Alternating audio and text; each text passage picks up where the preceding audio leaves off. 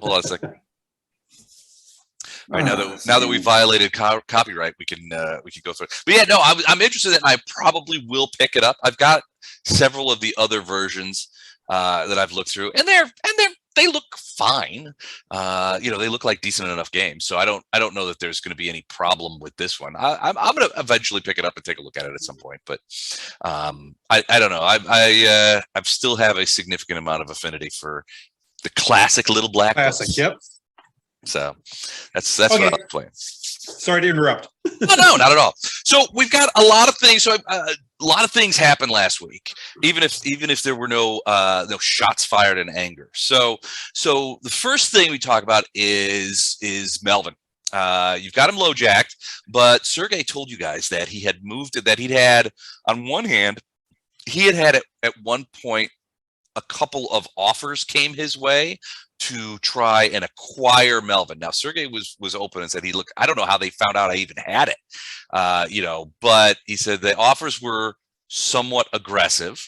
And he was like, look, it wasn't my property, so I didn't have any right to sell it. So, but knowing the kind of system that Cymbeline is, he basically said I had it moved to a more secure warehouse. And we discovered that there were, at one point, somebody had tried to break in where it was stored. They failed, but discretion being the better part of valor, he decided I've moved it to a much higher security warehouse where and increased the surveillance on it to make sure that nothing happened. He says, look, I turned down the offers sort of obliquely, but he's like, I wanted to let you know that this was happening. So there was some talk. I mean, they offered up to a mega credit for Melvin, and I remember there was some talk. We're going to blame the general for spilling the beans on this existence. Well, he may have. It makes sense because he did know of it, and we left on unfriendly terms. Yeah, so that's true. So, so there was some discussion last time about whether to lay a trap for these guys or to, in fact, let them take it, sell them, get the money, and then follow them to see where they go. Because remember, you have installed a low jack on the tank, so to keep an eye on it. So theoretically, if you were within a couple of parsecs of the ship, you would be able to track it to where it was going. Now, Sergey did say that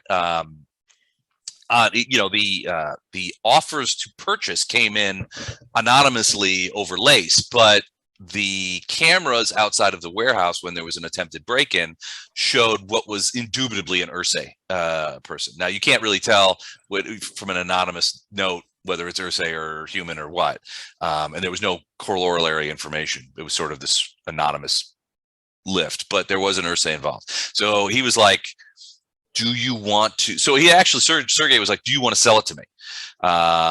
Because I can resell it. Sergey's a businessman. He's like, I understand if you don't want to, and I think you guys did turn him down. But yes, we did. But there was it. So that's one thing. That's Melvin. Second, at the end of the last time, Weber Jix went and talked to a guy named Keeve Smitchy from the Terran Interstellar Legal Authority, TILA, who basically said, look, the Ursay at Kukulkan and at Greenpert, the Greenpert mission, have lobbied a charge at you guys, and they want us to essentially investigate it to find out if there's any fact to it, and if there is, there'll maybe repercussions. So basically, it was about a 2.5-hour interview that this guy did with Jix, basically saying, describe to me what happened, exactly, how things went down. Asked a bunch of questions. It was a recorded interview, and basically said, look, I want to talk to the rest of your crew, of the crew of the Djinn and Tonic, especially Captain Black, who was in charge of the ship at the time. But I will begin the proceedings to, submit this question, this testimony, to Terran Legal Authority, System Authority, and we'll see what can be done. Generally, he was like, look, this all sounds like we do know that there was an incident on Greenpert. We do know that the Ursay blame you guys for it. Weber talked all about kidnapped scientists and things like that. And, he's like, look, ask Spofulum, they'll tell you. We brought back one of their kidnapped scientists, and it was the Ursay who were trying to buy him. And they were like, well, that's weird because the Ursay didn't mention any of this sort of nefarious activity to us when they made the complaint. And so he's like, all right, we'll look into it. He's like, I will want to talk to the rest of the crew of the Gin and Tonic at some point, but I'll start the proceedings as we go forward. So that's that. Thirdly, you've got about 2-3 more days before the ship is ready. So far, everything is proceeding apace. The weaponry will be installed. It's a double turret with 2 beam lasers attached with all the appropriate camouflage on the ship. But everything installation has gone fine, except for some oddities in during the upgrades of Djinn. To handle the guns, and Tam, you began looking into some of those oddities. What you did was you did a couple of things. You asked Djinn about it, and he was basically like, "Look, they ratcheted down my sensorium, basically the AI analogy of going under anesthesia. They made the upgrades. I upgraded, they ratcheted me back, my sensorium back up, and I am fully capable of handling the weapon systems on either automatic or manual control. But everything's in place. You did talk to the technicians, the local technicians, the Cymbeline technicians, and they were like, look, we found something that initially looked like a secondary AI personality inside Djinn. And we checked it out. We tried to turn it off, that kind of stuff. And he told a very odd story. He's basically, look, we found this. At first, we couldn't ratchet down its sensorium, and then it fought us, which never happens. And then it was like, then we were able to put it to sleep. We made the appropriate upgrades to the AI. From a software standpoint, and we ratcheted everything back up. And when we ratcheted everything back up, the secondary personality seemed to be gone. And so he's like, look, that's not a thing. That doesn't happen. Right. Yeah. Well, no, he did worry about it, but he tried to figure out what the hell the thing was. And the only thing that they could come up with after diagnostics was the idea that this must have been when they were working on Djinn, they must have accidentally picked up fields from other local AIs that mimicked a secondary personality. Basically, a nearby ship's AI may have been broadcasting an intelligence field or a sensor field that got picked up by their tools, their diagnostic tools, and mimicked the idea that there was a secondary personality there. That's the only thing. He goes, look, I've never had that happen before. It seems impossible, but it's the only way that I can explain this. So Tam went back and talked to Djinn. Djinn seemed fine, and he asked Djinn to review his base operating system, his core systems, both from the point of arriving at Cymbeline and afterwards, pre-upgrade and post-upgrade, and then Tam himself has been buried in the ship. He's been aboard ship, except for a fairly extravagant dinner that Tam took everybody out to last night, which was at a really nice restaurant and just fantastic food. And some of the food even was natural, in which they actually take an animal, they grow it, and then they kill it and give it to you to eat. Imagine that. It seems insane. Well, who would do that? That kind of thing. But apparently this place specializes in that kind of stuff. It was something called steak? Something, I don't know. It was good, but it's just weird. But yeah, so in which he told you that since then, Tam has been aboard ship, essentially working with Djinn and doing. Now, the main purpose of the fancy dinner was to let the team know what I had found and what my plans were. And I wanted to do that well away from G&T. Yep. In case there was any listening. So. Well, and Djinn's sensors are, there's varying grades of them. When he's parked inside of a station, obviously he's not using subspace sensors like he would use if you guys were out in deep space. Right. There's just no reason to. And frankly, even if you activated that level of sensor, there would be so much information. I mean, Djinn could probably process it, but when you're talking, there are, a couple of hundred ships around, everything's full, right? The thing about space is that it's overwhelmingly empty. And so when you're using deep space sensors, any sort of variant from norm is what you focus in on. Right. There's just so much noise when you're parked at a station that using those kind of sensors just doesn't work. So Djinn's tapped into the local network and that kind of stuff. He's probably talking to the other ships and that kind of thing. But he doesn't have his sensors ramped up, and it's just typically not considered polite to extend for a ship's AI to extend its sensorium further than probably a few meters outside of the bay.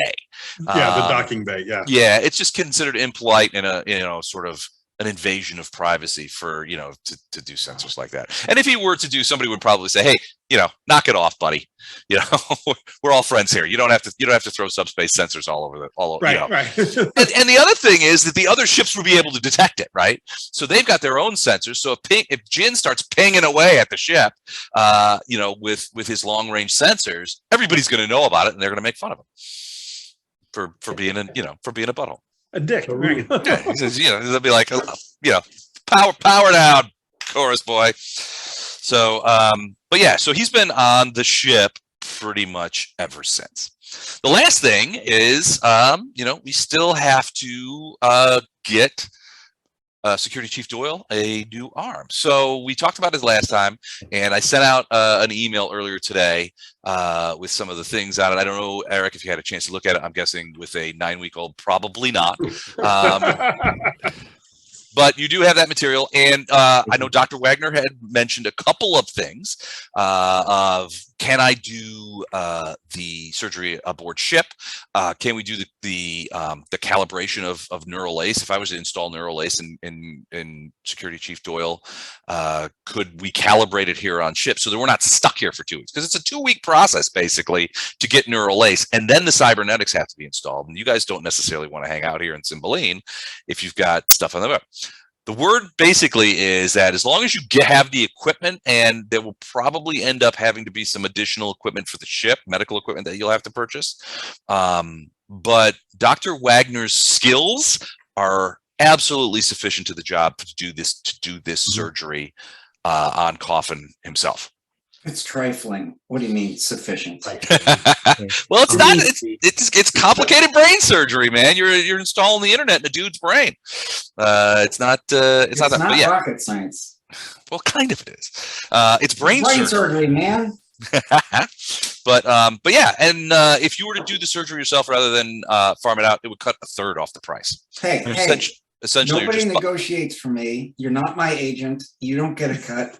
Knock it off. Okay. All right. So that's basically the sort of. Oh, sorry, I'm rolling over my shit here. God damn it! How does that even happen? My chair never leaves the ground, and yet somehow my cords end up all tangled up in the thing. I don't know how that works. I think I've got a poltergeist, but that's basically where we start off tonight. I thought it would be reasonable to offer a 10% discount if he buys a tiger penis replacement. Told you not to overstock on those tiger penises. You're never going to unload them all. Yep. I mean, I will. So that's where we start tonight. Any sort of questions or anything like that before we sort of jump in? Would you prefer a tiger or a bear penis? Boy, there's a question you don't get asked very often. I'm going to go ahead and fire up Twitter now because I have a feeling tonight's going to be one hell of a show.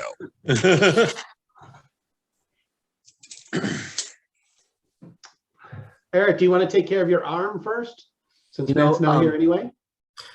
Right now, I am reading the authoritative arm upgrade spreadsheet that Les thoughtfully sent me. It's true. I'm just now sitting down at my desk for the first time this weekend, and so I will You have children. Delegate. Can't Owen read? I should. But I'm reading that now.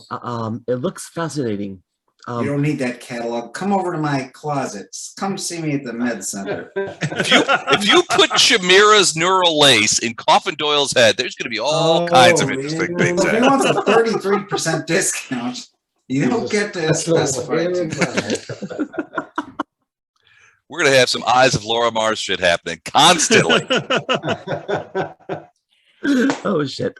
All right. Oh man. Well, Coffin, while you do that, you also take the time while you're sort of aboard station, as somebody who doesn't yet have neural lace, you've made a habit of sort of going to public terminals or that kind of stuff and sort of checking the news and that kind of stuff. Yeah. And in this case, you're going through the news and something catches your eye. Uh-oh. Dun, dun, dun. You see an ad on Space Craigslist. There it is. As you go through the for sales. Category: Cymbeline, antiques, rarities, literary, avant, revelatory, possibly evil, which are all legitimate Craigslist categories. Steiner Library, pristine with marginalia, volumes 1 through 24, entire set. Excellent provenance with certifications and authenticity. Independently verified by expert with documentation. By appointment only, serious inquiries, etc.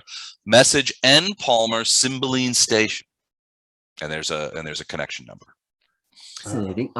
What's the Steiner Library? So the Steiner Library, remember back seemingly decades ago when you guys went to go visit Weber Jix's friend Palmer, who Weber knew, and you went to his asteroid ship out in some system, and you found it to be partially destroyed, and his friend Palmer in a safety pod within the asteroid, and you found that he had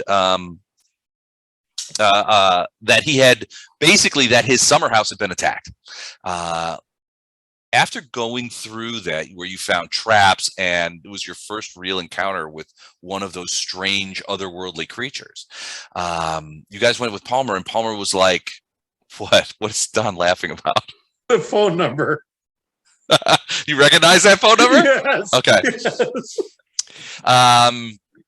When you guys were talking to Palmer, he basically told you there was only a couple of things. There was only one thing missing, and that was a collection of books called the Steiner Library. Now, this is an old selection of books that he had been gotten. So he told you a story about it, and basically, like, sometimes one of the things that Palmer does is he buys things and sells things, right? Sometimes of odd provenance, and he had a person come to him and said, look, I acquired these things I'd like to get rid of, but I don't know the right people to get rid of them. They're all sort of weird. Can you help me? And he said, sure, I'll help him. And one of those things was this set of books called the Steiner Library. The Steiner Library is essentially a set of books written in a couple of different languages, including one that is unintelligible, and is considered to be some sort of code, that discuss the access and activities of extraplanar or otherworldly creatures, and describing an area of space with a lot of strange mathematical sort of mumbo jumbo that sort of discusses the access of this. It's not the only thing. There's a lot of crazy ramblings and stuff like that, but the Steiner Library is considered to be an artifact of an odd kind of artifact that has sort of become partially legend for its weirdness. And so that's what it had. But what Palmer told you is that was the one thing that was missing when you guys finally rescued him, and he had an opportunity to check the inventory, check the videos, actually, because it was ultimately destroyed. The whole asteroid was ultimately destroyed, but that's what was missing from his his stuff. That link is if anyone's curious about the phone number. Yes, do tell. It's from the IT crowd. It's the It's the new it's emergency phone 911. number rather than 999. it's I've the seen new that episode and I didn't recognize that. Oh man. it's the new emergency phone number. Call 0118-999-881. What's that number? I can't remember. So So it was the word Steiner Library that caught your eye, and you're like, this is what Palmer said was stolen. And look, the message says contact N. Palmer. It could stand for not Palmer. Well, good, but you guys know at least the last time you knew of Palmer's whereabouts, he was in Mirabala's system, sort of camping out. He was running his business from there, as opposed to Calgary system is where he lived before, where the summer home was. But he's in Mirabala's the last time you guys talked to him, which is kind of far away. Could be that phantom AI is trying to mess with us. Could be. So you guys are here in Cymbeline. Mirabala's is way over here. I think Palmer is trying to execute insurance fraud. Well, in which case we probably don't want to mess with it. Let him have his way. But I don't know. Maybe there's more to this than meets the eye. Dr. Wagner, you also receive a message. Oh,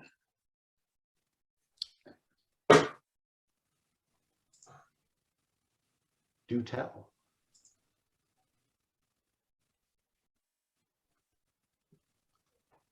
oh, my pizza. You suspect that might be Chimera. Okay. Well, I know where you are. I'm coming for you, Dr. Wagner. I Count turn the her days. neural net. Count the days until my return. I'm not worried. We've got cannons on the ship now. All right, not worried, but it's there. And then when Matt's got a message too. Do you guys want to see that before he jumps on? of course. I'm not worried. Coffin Doyle has a spoon. Okay.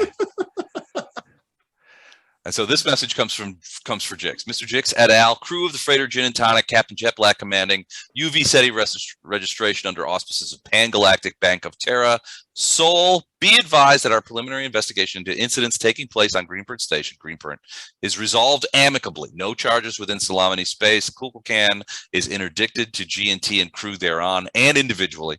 Crew entirety requested most specifically to present in person at TILA HQ, Terran Interstellar Legal Authority HQ, Cymbeline XX. The XX is common parlance for Cymbeline 1. So this is on the sole habitable planet in this system. So it's down planet at 2484-623-20-00000, which is basically today is, you can see from the message thing, is 621.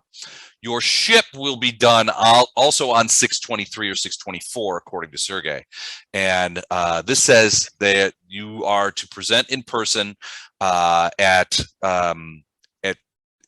Interstellar Legal Authority HQ on Cymbeline 1 at that time and place. So it would be 2 days hence, and it looks like at 10 p.m. 20. So that's 10 p.m. local time. But G&T won't be ready yet. G&T won't be ready, and it wouldn't matter. G&T is not cannot stand the stresses of a gravity well. You wouldn't land the Djinn and Tonic on. Right. You would take the slice. So, and then there's a personal message to Jix. It says, matter put to rest. Need you, Black, rest of crew to answer a couple final questions and sign the paperwork. Signed, Smitchy. Keep Smitchy. But we can't do that. We can take another ship or whatever. Yeah, you're in system. I mean, you can take. Right, we're in. Yeah, it's just a shuttle. Oh no, it wouldn't take 2 days from Greenport, from Cymbeline Station to Cymbeline 1 downport. 8 hours. Oh, okay. Yeah, like you're in system. We're in the same solar system. It only took days because Tufik went to going to Tufik, because Tufik is a separate system. So it's a very close system, but it's still on, without a jump drive, it still takes a while. even at top G. So there you have it. Great. You have a couple of messages, one threatening, one intriguing, and one ask to come visit a downpour. And Smitchy, is that the guy we already interviewed with? Well, you guys didn't interview with him. Weber did, and basically spent about 2.5 hours under recorded, making a recorded testimony, basically telling them what happened. This was in response to the Ursay mission in Greenpoint, making accusations that you guys had committed crimes and then fled the scene, and that they wanted, you're not sure what it was they wanted from you, but probably to have you handed back to either Ursay authority or sent back to Greenpoint to face whatever charges you might have filed there. So it was only like a day and a half ago that Weber did this interview, and the guy said that he needed to interview the rest of you, but it sounds like it's resolved. Did he leave a contact number? or Well, I name? mean, so it was not an anonymized thing. So yeah, I mean, you can easily sort of reach out to him and send messages to him on Neural Ace. Well, I'll leave that up to Weber, but I would be thinking that this doesn't seem right, that he's inviting us to another planet. I don't know. This feels weird. Instead of just coming back and talking to us again. Seems innocent enough to me. I mean, he got some great whiskey for coming to visit. He came to visit us the first time. Well, so yeah, so a couple of things. So one of the things is Terran Interstellar Legal has offices on Greenpoint Station, which is where this guy Smitchy met Weber. So you guys didn't go down to Gravity Well to go talk to this guy. He was on station, and they have an office here. Their headquarters for the system is on the planet, but that's because it predates a lot of the when new planets, new systems are colonized with any sophistication, one of the first things that arrive is interstellar legal authority. So as long as it's a Salamity cluster planet, that's one of the first things that here. Now you're kind of a little bit outside of the cluster, but Cymbeline is definitely Salamity influenced, and they do extend their legal authority over this region. Now because there's a war on, because Cymbeline has a sort of sketchy reputation, it may not have all the influence that it does. But their headquarters is on the planet because it was brought here earlier than the station. It's older than the station. But so as far as we know, that is where his office is. Yeah, I mean, not on Cymbeline. Yeah, no, the headquarters is definitely on on Cymbeline 1. And that's where he's asking us to go. Yeah. Okay. Sorry, it just sounded like a bit of a bait and switch. I would be expecting to go to the station, not to the planet. You guys are on the station right now, but yeah, he's requesting So I mean the station side, where I would expect his headquarters to be. Oh, yeah. No, they have an office. So TILA has an office on Cymbeline Station, which is a space station. But this message is saying, hey, everything's pretty much settled. We, no worries. You guys are interdicted from Kukulkan, but you guys probably weren't headed there anyway. Come down into the Gravity Well for final paperwork and stuff like that. You got 2 days to comply. Well, it's essentially an appointment. Yeah, he's like, you've got 2 days from now. Let's meet me at my offices in the planet to comply, and then probably the day after, on the 24th, is when the ship will be ready. That's what Sergey is telling you. All right. Well, I'll still leave that to Weber. This is the part of the gig I'm not very good at, anyway. Politics. So Matt says that he will be joining in 15 minutes, and that was 14 minutes ago. Okay. So he will be here soon. All right. So our list is, we've got an arm to repair. We've got this mystery about the Djinn, although I don't know if we're going to be able to solve anything about that. We've got to go show up on a planet within 2 days to supposedly get cleared of all charges.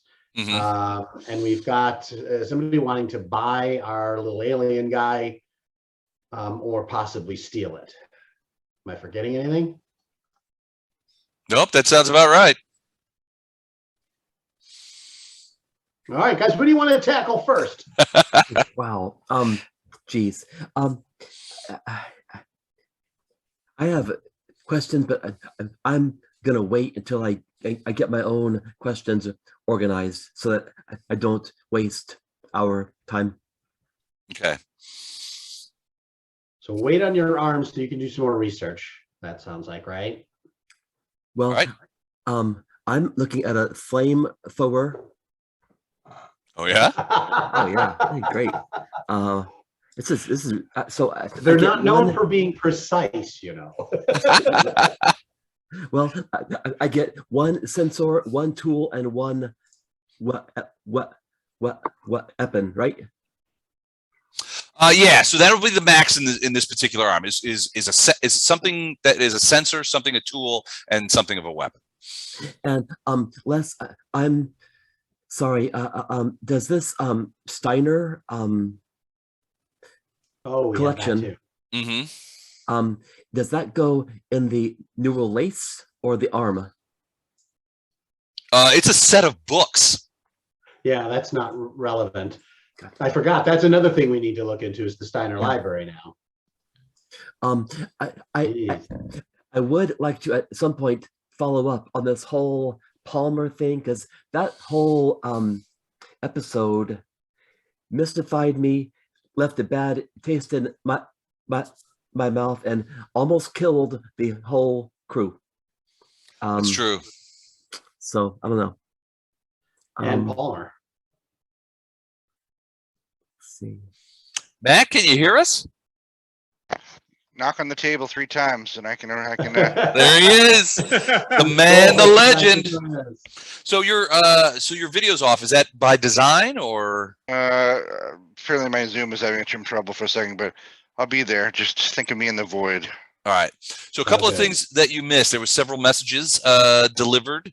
So the first thing was a message. Well, let's do the message. So the first thing was a message, something that that Coffin Doyle found as he was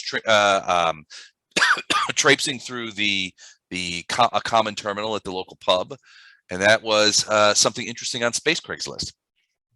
And basically someone missed space chances, missed encounters, missed connections, missed jump connections. No, basically it's I don't know if you can see can you see the screen?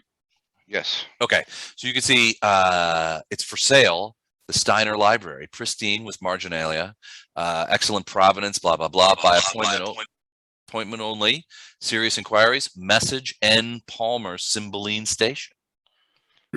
So you'll remember that when you guys checked out Palmer's summer house, Palmer said the only thing that was missing before his summer house was destroyed, because you guys went back over the videos of it that you guys went through, was a set of books called the Steiner Library, right, which was a set of books detailing investigations and research into the paranormal generally, and the existence and access to creatures of extra dimensional creatures. Yep. and intelligences. Yep. But as Coffin was going through Craigslist for reasons that we just won't go into right now, but he found this. You human, me bear. Found this advertisement. Eye contact over in gun battle. At, But the weird part about this is, one, it's at Cymbeline Station. I mean, it's where you guys are. And second, the message is supposedly by somebody N. Palmer. Now, you know Palmer's first name begins with N. Nobody ever calls him that. But why would he steal his own library to sell on Craigslist? True. Well, if this is A Team, the first thing we do is search Gatto's bags, because he's sure that he'd have it. Yeah, he'd definitely be trying to sell it. But since he's not here, I trust Don. Wink. So we know it's not him. All right, so interesting. Do we have an easy way to find out if it's Palmer? Do you know a way to contact him? Well, I know a guy who knows a guy. I think, yeah, but I got Palmer's dude. He's my bud from back in the day. Yeah, his last you talked to him, he was in Mirabilis system. Can I do a scrambled encrypted, Sure. shout out? Yeah, absolutely. Take a couple of days to get any sort of response Okay. back. Mirabilis is I'll pretty far away. just say this. I know I'm coming late to this, but I'll just shoot that over to him. Like, hey, we found this. Assuming this is not you, but if anything you want to update us on, please let us know. We're going to look into this. If we're killed while we're looking into this, please avenge us. Thank you. Okay. Sounds good. Second message, a little scarier.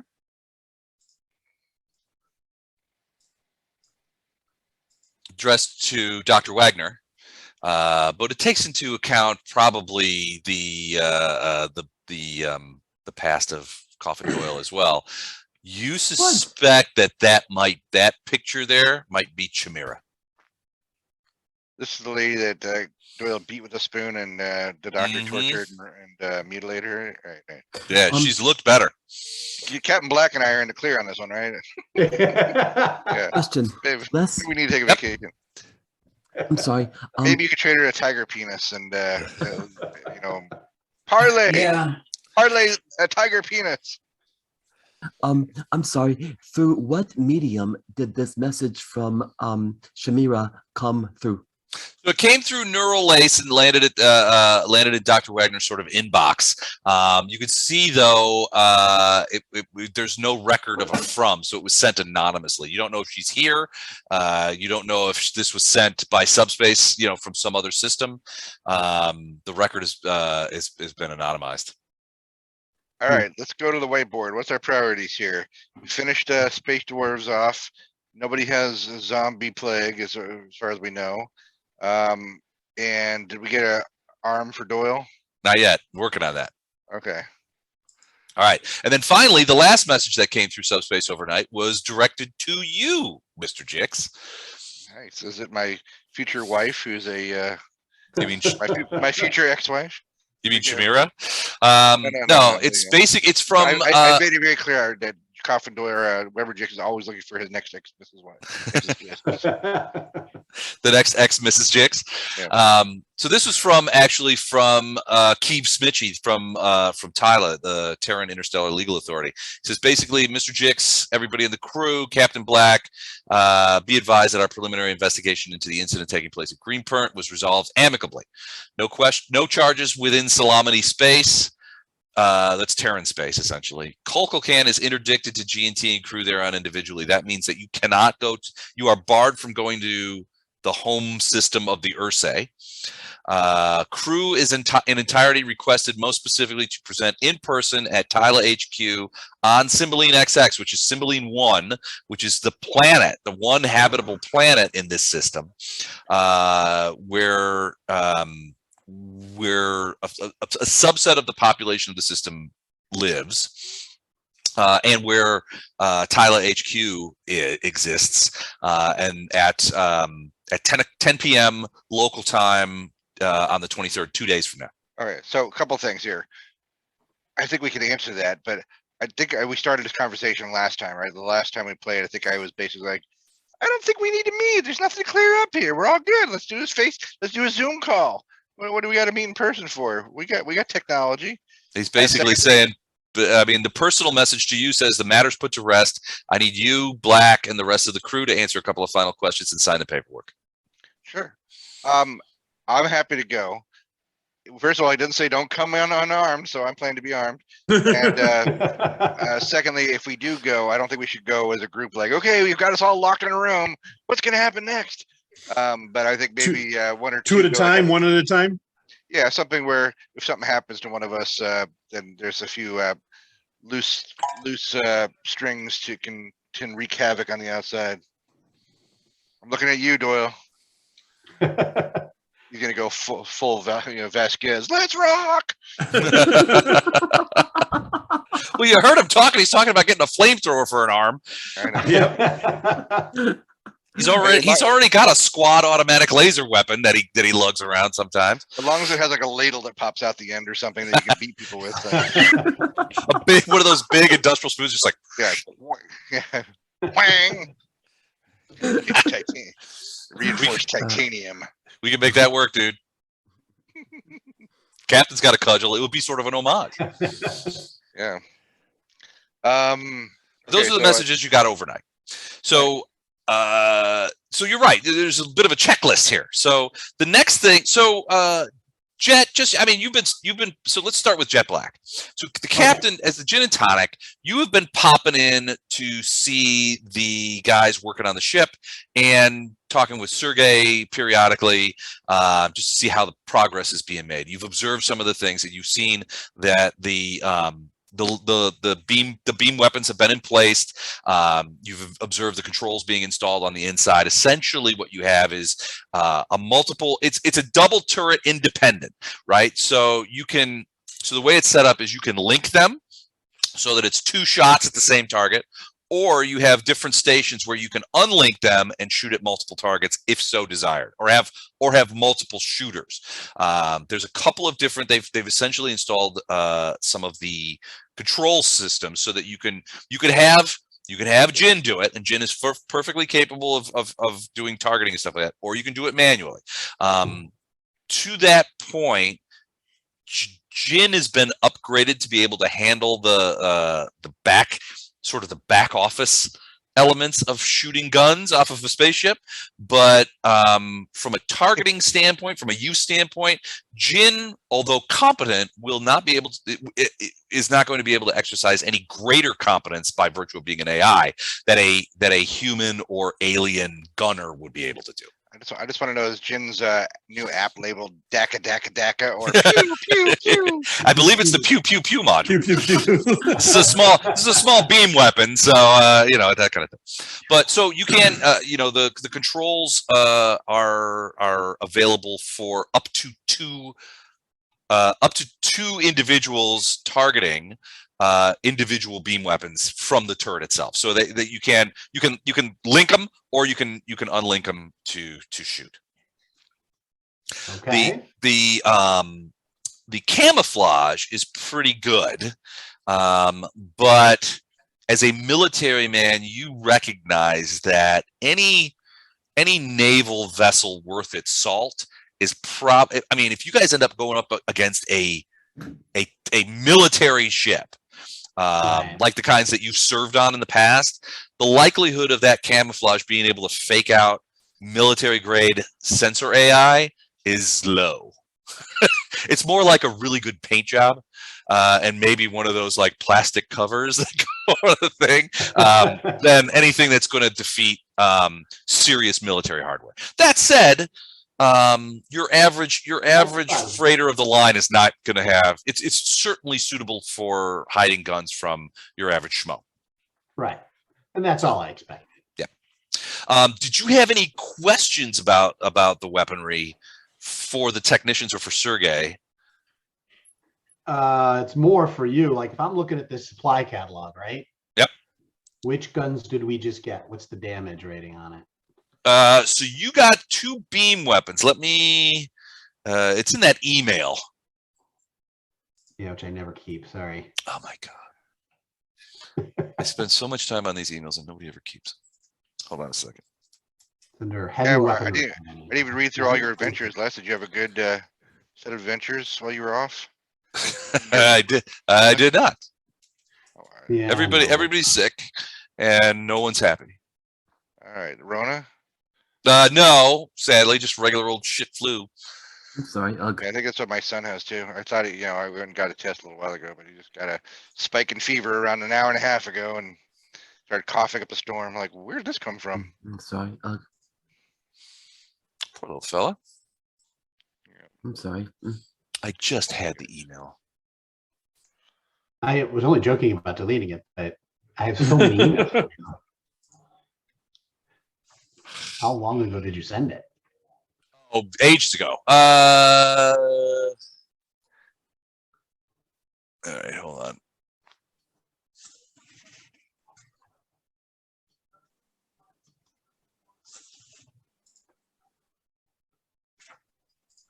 I'll find it. But it's basically it's two beam lasers essentially. So not. I mean, it's not the it's not a Death Star. Right. Is it like a laser cannon? Kind of, yeah. Okay. So I'll have to figure it out later. I just want to make sure I know which one it is, so I know stuff about like range and damage and everything else, right? I'll find it for you. Right, yeah. I had it. I've had it to hear. I'm sorry. All right. No questions. Okay. But yeah, it's a so I think I talked about this before, that we're going to use Starfinder ship rules instead of the amazingly crappy Traveler ship to ship combat rules, which are flat out fucking terrible. Well, we can do Starfleet battles and start a battle tonight and end when we die. Yeah, exactly. Have you guys? So I used to 6. Oh no! I used to play Starfleet battles with Tom, and it's just, you're right. It is an absolutely brutal game. I still have my rules somewhere. I think I put them in the attic in disgust. Where I met my wife over an SFB game. I'd come into a hobby shop and she was there playing. I'm like, this is my girl for me. Anna was playing SFB? Yes. Holy shit snacks. And she was putting she's talking mega shit too. I'm like, who is this? Who is this young lady? My opinion, every time I hear something like this about her, my opinion of her goes up 100%. I'm pretty sure we're still playing that game. That was 26 years ago. 26 years ago. Yeah. There was a period of there was a little while where you could play online. They had, they were, people were doing like online tournaments and stuff like that. And I played in a couple, and because I'm an idiot, I love to play Klingon ships because I thought that would be really cool to be Klingon. Ha ha ha. But the reality of SFB is that Klingon ships are weak. Yeah, they're unless you know what you're doing, they are not great ships to play. Are they D battle cruisers or whatever? The D7, yeah. D7, yeah. That fella right there. Yeah, I love him. I love them too, and I used to get my ass handed to me on a regular basis by hydrants and plasma torpedoes. I had the Tholian web. Like, just stay there, and let me build my web over here for a while. Don't bother me. Yeah, watch me. It'll be cool. Yeah, just stay there.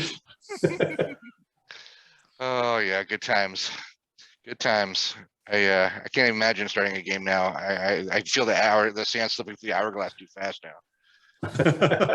Okay, so I found it. I found the thing. So a double turret, and the beam laser is medium ranged, and according to this, 2d6 from the point of view of damage. Now we will be changing that to accommodate a much better rule set, but that's what you have. All right, thank you. Okay. Yep. And I'm going to write this down somewhere. So wait, that does this mean I can have like we're doing Starfinder? We can have one of those illithid ships, right? Like illithid slave ships, where we have like beasts from 100 different dimension or planes of existence. There you go. Our mind flayer ship. Yeah, once you figure out what these guys are up to, and you get the Steiner library back, and you can pierce the veil and bring in all these creatures, then you guys will have the power that you suspect the Ursay are trying to acquire. Okay, so that's that. So Coffin, any thoughts on the arm? Have you made your decision? Do we go in there? You just need more time. A few minutes more. I would Sure. love to get gills and a forked tongue too. Never mind. Okay, you can do that. You got the money. You can do it. You got to go build a galactic hero and get 2 left hands. I think Wagner would be happy to put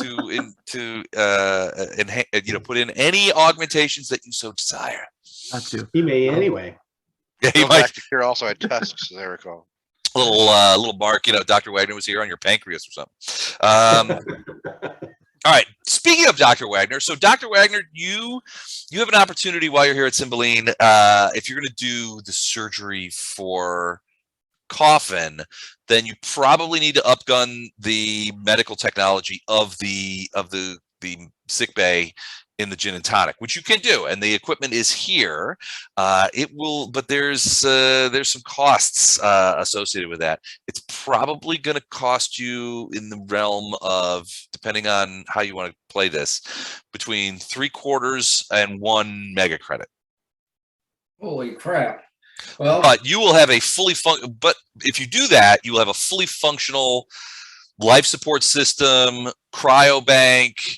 You will have a fully functional surgery that most terrestrial hospitals would be ready to go with. I already have a Mr. Wizard chemistry kit and a wood burning set. True. He's be able What's to burn our, our initials into our forehead. How am I going to make money off this? I don't want to spend that kind of jack. Well, Coffin says that he would throw in some money. I mean, it's maybe something you bring to the guys and say, hey, you know, do we want to upgrade satisfactorily? If you want to do it, I mean, you could probably try and use terrestrial.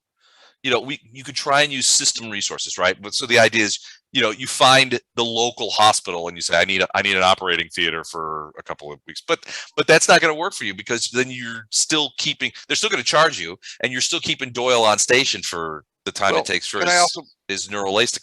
Can I also point out that we I think we've all agreed we're borderline shady characters, but we're just not psychotic murderers, right? We're still doing the good thing for the greater galaxy, but Yeah. we're So that helps you. there's plenty of people who you might run into, like a Jawa or something, and needs a facial reconfiguration so that no one recognizes them. People, we might need a facial upgrade to get past things. You know, I know Don's got 2 faces already, but maybe he wants a 3rd. Yeah, I'm thinking you can. I have unlimited faces, actually. We could probably, like, you know, like in Firefly, they had their space prostitute. We could be our space prostitute, where you're going planet to planet and like doing surgery for people. I believe she Prostitute preferred the and term only companion. a companion. Yes. You can Well, be as long as the there's medical money to be companion. made from it, Yeah. and a lot of money. I understand tiger penises are going for big mega credits these days. Well, it depends on what planet and what system you're in. Yeah. But yes, So I think Buy low, sell high when it comes to tiger penis. I'm sure there's plenty of people who need a little like what do they call it, like the mafia doctor, you know, like when somebody takes a few hits, Yeah. they gotta go see somebody to it's catch it usually up. someone who flunked out of dental school or Okay. veterinary school. Not someone like you who No, kicked out of all of the. Yeah, escape from an better asylum. We can use some of the ship's funds if that's what you're hinting at. Weber. well, What is our ship funds at? Where's the ledger? Wait, I don't think Ah, I control the that. ledger, you say? All right, hold on. I have it up. Let me go ahead and reshare. Let's take a look at the books. By the way, we get paid yearly via Traveler with our salaries or whatever, right? So it hasn't even been a year since we started, has it? No. really, Okay. feels like longer, much longer. All right. Yeah. So basically we're up to date. Yesterday was today is essentially 6/21.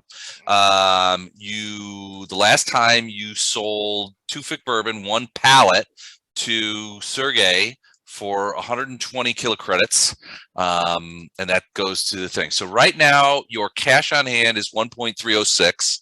And then if you want to look at your you can see that if you look at it from the point of view of splits, that's your splits in kilocredits. We also have a pipeline of stuff coming in, right?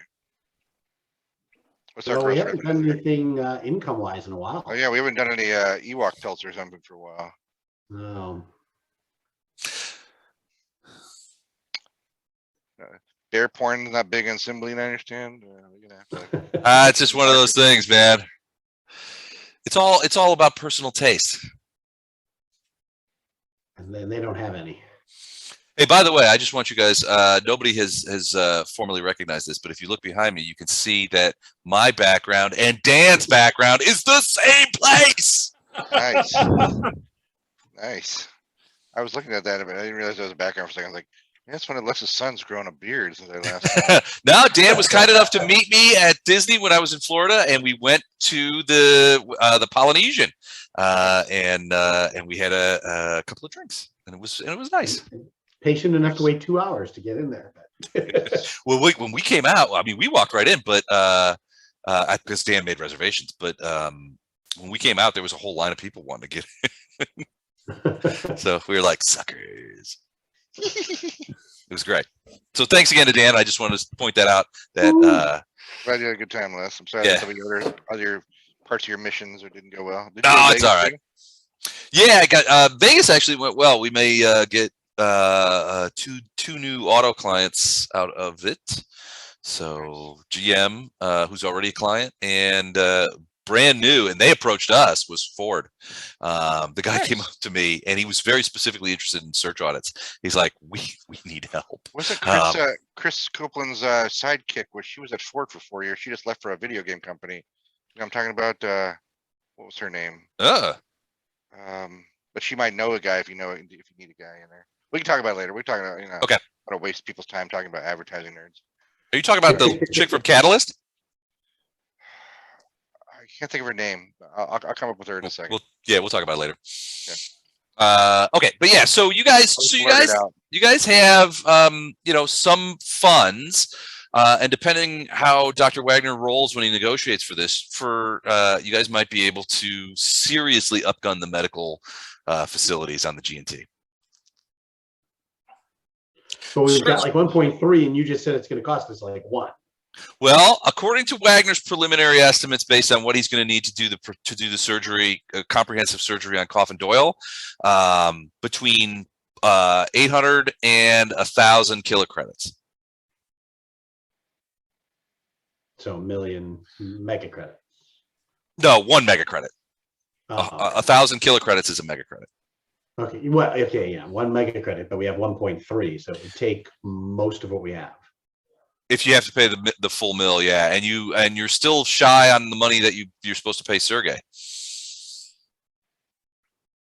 How much? That's another question. So the total for Sergey was 2.5 mega credits. So you got how much was it? I think it was 5. So you got 500 of that knocked off for the delivery to Tufik. You got another 250 knocked off of that for Spofulum. Spofulum came and provided cost for. They brought their own technicians to look at the AI upgrade, so they basically covered that. But you took cash for the bourbon. That leaves you at your current in arrears is 1.75 mega credits for the weaponry. And we have 1.3. And you have 1.3 in ready cash, yeah. So we need to come up with some more money. Now Sergey's willing. How much more do we need? 100,000. To pay in full. So you've got a couple of outstanding bills here, right? So to pay in full for the guns, the ship's guns, you're shy about 450 kilocredits. To pay for that and the upgun to the medical facilities so that you guys can do coffin surgeries, you're talking another 1.2 meg that you're shy. Carrie Tilds? Carrie Tills, is that who you're talking about? Carrie Tills, and also Martha Skitko was the other one that I didn't know if you knew Marla, but Marla worked with Brad and I. She was Brad's frenemy. I know Carrie. Yeah, I was sitting next to Carrie at a conference so Carrie's allergic to shellfish, and so I was sitting next to her at a lunch at a conference, and she's like, I guarantee you they're gonna fuck this up because they were serving shellfish and like fish ceviche and all kinds of stuff to everybody. And Carrie made it very clear. She talked to the waiter. She's like, "Look, I am highly allergic to shellfish. Please do not bring me any food that has touched or been around shellfish." And they're like, "Oh yeah." So they brought her some sort of vegetable stir fry, and she took 2 bites of that shit. And she's like, fuck, shellfish. And I could, her eyes, I mean, like after 2 bites, her eyes started swelling up, and she's like, I gotta go out to my car. And I go, are you okay? She goes, I got an EpiPen in the car. And I'm like, holy shit. So she's gone for like 40 minutes. She comes back in, she's all sweaty and gross looking. She had to EpiPen herself in the car. Poor girl. That's terrible. Anyway, she worked there until 2020, but she probably knows people. Now, Les, we sold the whiskey, you said, right? One pallet. You have another pallet. So another, so what did we say? A pallet was 10 cases of 20 bottles per, or 20 cases of 10 bottles per case. So it's 200 bottles. Or no, it's 100 bottles per pallet. And he gave you 1,200 each which is 120 And kilocredits. we have 90 more bottles to sell. 80 more bottles. Yeah. 75 We have- more bottles. Don't look at my cabin. We have how many? We have 100 bottles A left. pallet. 100 bottles, yeah, a pallet ish. Yeah. 10 cases of 10 bottles each. So that's 120 there, right? Yeah, I mean, and so Sergey said if he would move all the Tufik bourbon that you guys wanted to move at $1,200 a bottle. Would that take care of the dock suite? No, That's what comes up short. Okay. we're talking about some pretty high tech metal equipment and installation. And I want to be, if we get this equipment, I want to be taller, more handsome. Now, Samoan, now- a whole different look. Now, one of the things I want to mention here is Dr. The rock. Wagner has overseen the installation and purchase of medical equipment before, even of this level of sophistication. Dr. Wagner is a professional medical guy and has gone around the block a couple of times. So if Dr. Wagner is able to maybe find some places and negotiate, you might be able to cut some of the price off of that. Well, also you got Weber Jix, who loves negotiating. He does, but he knows jack squat about medical technology. Or does he? Do you have any medical experience or any medical skills? No. But no. I was Band-Aid and some quartermaster- Bactine. That's pretty much it. quartermaster and ambassador type. Bactine. Do they even Bac- still have that? They ought to. Yeah, Do you still get I haven't Bactine? heard of it in forever. I've we never don't get seen it, but it's still available. I mean, I'm Let's sure order a one of gallon us on has Amazon right now. one of us has an elderly person in their family who still has a thing in their medicine cabinet of Bactine from the 70s. Yes, still- expired. I still have Moose. Moose. So- My grandmother was a student in Germany in 1938 until 1940, and I know it was weird to be in Germany at that time, so she decided to come home to the U.S. It was a weird But, point. I'm only bringing this up is because she swore by this thing. Anytime one of us got sick, she had this big bottle of this German a medical syrup that she'd like to put in our things. We would gargle with it, and we'd all have to say how much we felt, But as I Is get it, is older, it called Jägermeister? well, as I get older, I'm like, we were using some sort of sketchy German medicine from pre-war Germany. Jesus Christ! So it's either an elixir that's been now lost to time that has incredible medical properties. We're all this close to dying from some degraded medicine that's 60+ years old. When I was a sprat living with my grandpa, he just gave me flat out scotch when I felt sick. So Nice. That's what I should give to Xander. I think kind of like that. Built up, boy. and cheap scotch at the thing too. You can't Yeah, start you it know, off with you single can. malt. Yeah, you gotta work up. It was You go Cuddy Mickey's Sark. Wide- yeah, Mickey's Wide Mouth, Cuddy Sark, then some Jim Beam. It's garbage. Yeah, I like, bought- did I ever tell you the Honey story that Walker. when I was on a hike with my friends, Uh-huh. and I had bought a really nice bottle of single malt because we were hiking through Scotland. Yep. And he cut his hand on something, and the only thing we had to disinfect it with was this. I remember you told us the $100 story. bottle of Oh, yeah, I What? remember that. It's really Man, incredible you bottle. risk infection at that point. You sterilize from the inside. Oh, man. All right, so Dr. Wagner, if you want to go and try and get a better deal on some of that equipment, you certainly can try. I can try, but my charisma is not real good. That's okay. We would use medical skill in this place. And I've got some skills in computers and electronics, so Mhm. I know a few things. You know a I'm few just, things. Professional medical ugly to guy, look at, hard to listen to. fetishist. Fetishists, yeah, with questionable medical Yeah. ethics. Yeah. Ethics. Tell you what, give me a computer skill roll, and let's see if you can locate cut rate medical equipment. Okay. Right. Jeez. Are we I sure didn't you know want there was cut gonna be rate a medical test. equipment? All right. So It's not that the equipment is cut rate, the price is cut rate. Right. He's sniffing out a deal.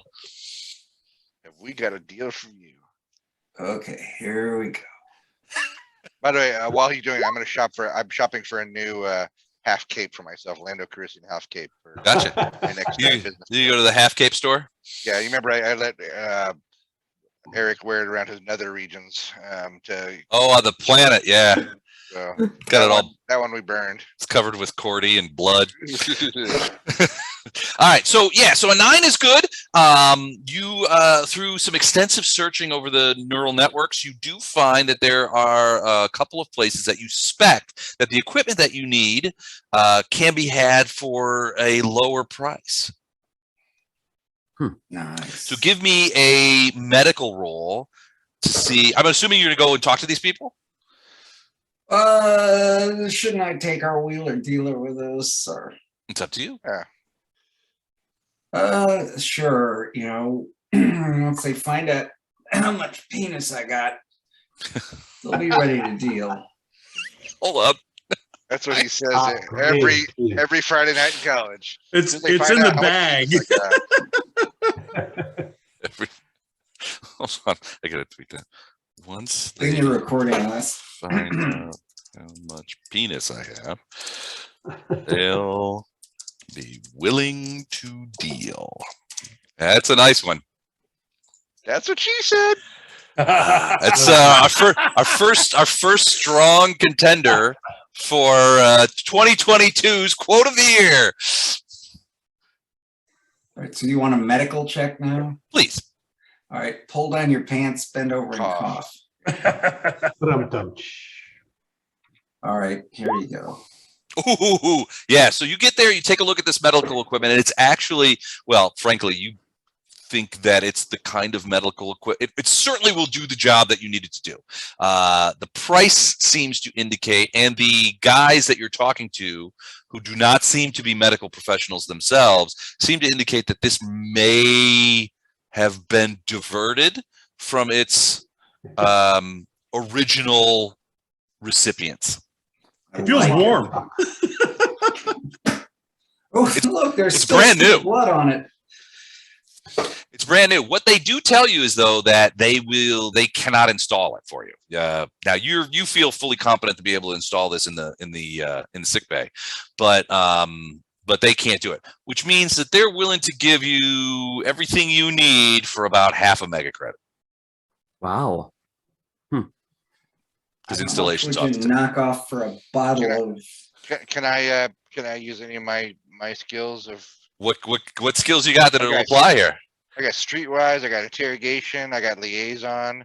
I got carousing, forgery. I got all those skills. Streetwise. Try Streetwise. All right. Oh, we're fucked. Well, if he bombs this, the price just goes up. That's all, as opposed to going down. It's like Okay. removing a kidney on a health check. So if I had a 1 in it, it'd be 2d6 plus 1, right? Yep. All right, look, guys. Not that I don't trust you, but we have so many side quests going on. We just can't take one more on if you rip us off. Okay, so let's just do this a straight up deal, cash money. Looks good to me. Oh, yeah. So for some reason, they just don't seem to trust you. 6? Yeah, you need an 8. 8 or better. 8 or better, dude. 6 is bad, Matt. 6 is bad. Uh, So they're like, look, we forgot to mention the delivery charge, which brings it up to 600. Well, Wah, wah, wah. Your streetwise so happens I got a one? bottle of Toothpick in my cabin. I've been hiding for a special occasion. Ooh, so you could try and wow him with a bottle of Toothpick bourbon. I might just sort of Little hint that bribe. I've got some, sure. All right. And he's like, so do you have it with you, or do you say, they're like, It's nearby. at the delivery spot, yeah. yeah, they're like, yeah, okay, Toothpick bourbon, really? Yeah, that's great. And I hope Smell you my do. breath. I've been drinking it all day. He leans forward. Is that tiger penis? I knew it. I've been having that in my mouth. So unless you have it with you, unless you have a bottle or two with you, Toothpick bourbon is not common and very expensive. So for you to sort of pop off and say, "Hey, I got a bottle of bourbon that I'll give you," if you I give us a didn't good say price I on this. had it. I hinted that I could possibly have a bottle of Tufik I've been saving for a special occasion. Well, they hinted that if that the price It could was go on up us. if you don't. Yeah.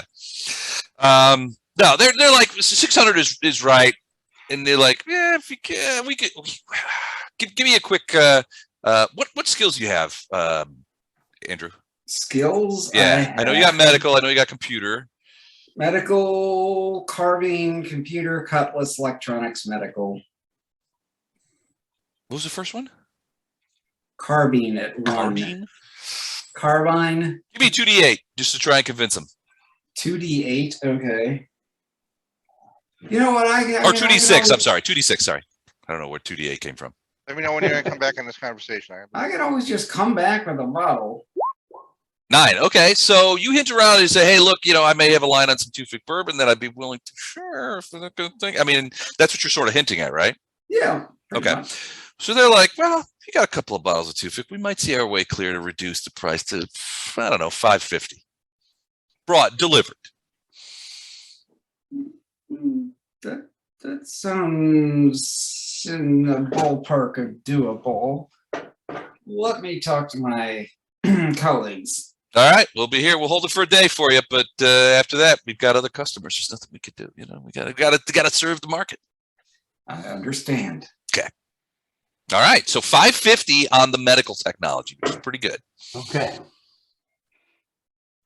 All right. We'll now have a better medical bag. Well, yeah, you'll have a much better. I mean, essentially, you'll have an operating system, an operating theater, all of the required equipment for Dr. Wagner to single-handedly do installations of augmentations, work on neural lace, do all the things that Coffin wants to do, and more. And basically, you guys will have an in-house trauma center inside the Gin and Tonic. So you guys won't have to get coked up on you won't have to get coked up on ketamine every time you get a bullet wound. Coffin. I want to get hooked up on. I'm not saying it's off the table. I'm just saying you don't have to. There's Also, a lot of money to be made in medical tourism. Also, there are things that Dr. Wagner will be able to do, which is essentially synthesize serums and augment his first aid capabilities. Okay. Like, for lack of a better term, healing potions. Oh, cool. And if you decide you need a little cleavage augmentation, Dr. Wagner's your guy. Exactly. Plastic surgery is always on the table. Yep. Tam's like, I want a set of hoots, and I want them now. Tam's like, I will settle for nothing less than Major League Yabos. All right, so that's that. So you guys $550K, but basically, yeah, essentially from a game standpoint, from a meta standpoint, it allows Wagner to do significant kinds of surgery and allows him to build various kinds of first aid medication that, we'll have to see what you want to do. Healing potions, serums of speed, where it's like a giant amphetamine thing that would augment initiative. These things will all be within Dr. Wagner's power. So there's options there. Okay.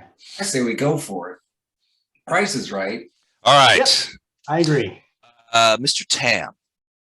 Yep. You haven't had enough time to look at all the core dumps because you're looking at periodic core dumps and you're trying to keep this analysis from Djinn, right? Right. I'm doing this off board on a different computer. Right. Yeah, not only off board but away from the ship. So you're actually away from the ship, right? Yeah, you're having to take it to, and Sergey has hooked you up with some computing power and an environment in which you can do these things. It's going to take a couple of days of your time. In the meantime, however, you've been talking to Djinn pretty regularly and making some inquiries, and he did do his side-by-side comparison, and what he tells you he found between his core dump at arrival at Cymbeline and now, when he's now fully operational, is the only thing that he sees that has been done to him is augmentation regarding weapon systems,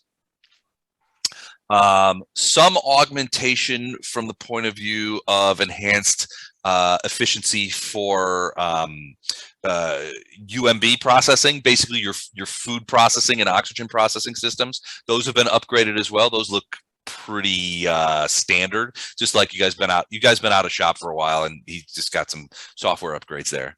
But he also noticed that there is a new software package that has been installed, and it looks like it's Spofulum Corporation software, and it is walled off from his internal diagnostics. It's a separate unit. Yeah, Now he scanned it, and he did some rigorous scans. He figured he was talking to you, Tam. He's like, "Look, I knew you would. Normally I would be like whatever, but I knew that you would be especially interested in that. So I did some deep scans on it, and he goes, I hope the corporation will forgive me, but I was able to pierce the software protections that kept it separating from my normal programming, and it is essentially a small tracking device located within the AI. Wow. It looks like it will ping back to Anomalous Station every 48 hours as to the location of the ship. Djinn, I am not asking you at this time to do this, but can you disable that? Yes, absolutely. Now that I've pierced the software protections, which frankly weren't that great, but yeah, absolutely, I can turn it off. Another question: would you be able to spoof it and say that we were all at some other location? Possibly. I would have to look into what sort of how the telemetry works and how the jump space signals are sent back to Anomalous, but yeah, I think so. Start investigating that, please, for me. I will. Yeah, if we can tell it that we're staying still as we move, that might be a good thing. I agree. Well, so here's the thing, though. This was installed at flat out, this is Spofulum Corporation software, which means when Yamazaki came out to Cymbeline with her technicians to help with the augmentation of Djinn, Right. and covered it, they installed that tracking mechanism in yeah. Djinn software. So they're keeping an eye on you. And I like the idea. I of want them to spoofing be it. able to keep an eye on us, Yeah. and rather than disable it, which would show them that we found it, Right. if we could also just give a false location. I agree. Smart idea. Agree. Or you know what? I have a thought. What is the problem with them knowing where we are? Most of the time, no big deal at all. But they didn't ask permission. You don't But get they to do didn't that ask permission. Yeah. without asking permission. Who put it in? Spofulum? Buffalo. It looks like, yeah. I'm not surprised they did it. It's all part of the game, but I think Right. we need to play the game too. And had we not been doing deep diagnostics, we may not have ever uncovered it. Oh, Agreed. and Djinn acknowledges that. He's like, look, it was designed specifically and installed in a manner specific to avoid me detecting it without, basically a cordon comparison. Right. Okay. Yeah. Go ahead and look in on the spoofing characteristics. But like I said, do not disable it at this time. Do not spoof it at this time.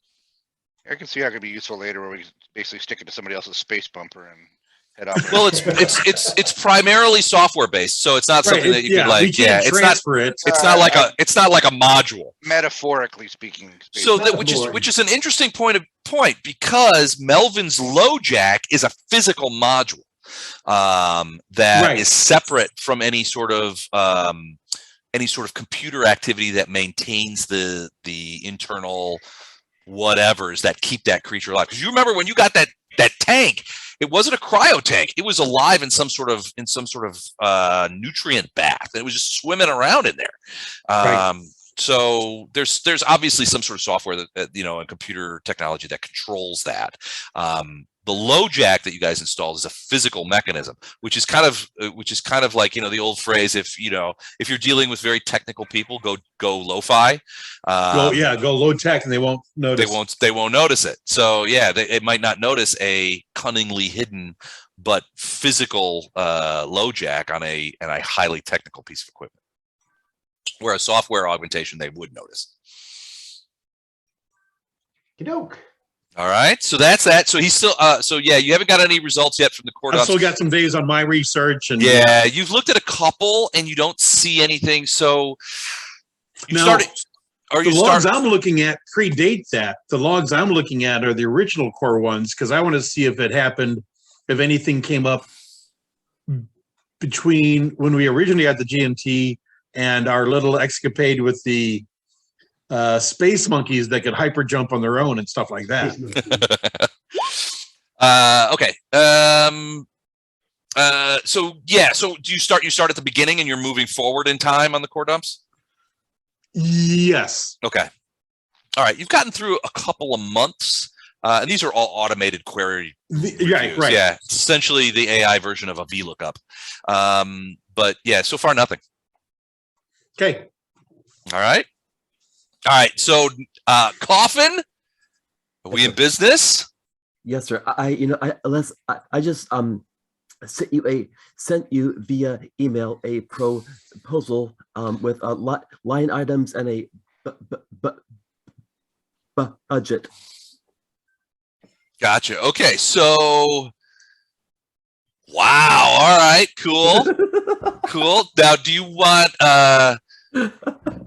No, you just said something more realistic. Oh, no, I'm just kidding. So yeah, you could do all this stuff. I don't see any problem here. Okay, great. So his laugh just reminded me of Gato doing things nefarious too. So do you want to share this with the team? Obviously, if Dr. Wagner's going to do the surgery for you, you'll have to share this with him. But do you want to share this with everybody else? It is entirely up to you. You know what? I will share it with Dr. Wagner first. I gotta discuss this with my doctor. Physician? I would like to for now. I don't want to violate HIPAA, and Okay. but you know what? This is gonna serve our crew efficiently and well. Yep. If your flamethrower lasts for more than 4 hours, you do definitely have to go see your physician. Yeah. All right, cool. Well, until I won't say anything, but until you give me leave, the price, yeah, you're right. It's you add a 0 to that. It's 55.5 kill credits all in. I think wait. I think it's all in. The total was 40,085. Oh, there you go. Yeah, you're right. You're right. Yeah, so that would be 40 K credits. 4.085 K credits. Okay. I will send my update to Andrew. Andrew, may I send you an email? I suppose. Thank you. Here it comes. You have the 40,000 credits? Coffin has savings from his years of service, so he has that, and he also I am totally willing to throw in as much as I can to update the ship too. Hey, Les, we're all most of us are vets, isn't there some sort of space VA we can It got defunded. Okay, I knew it.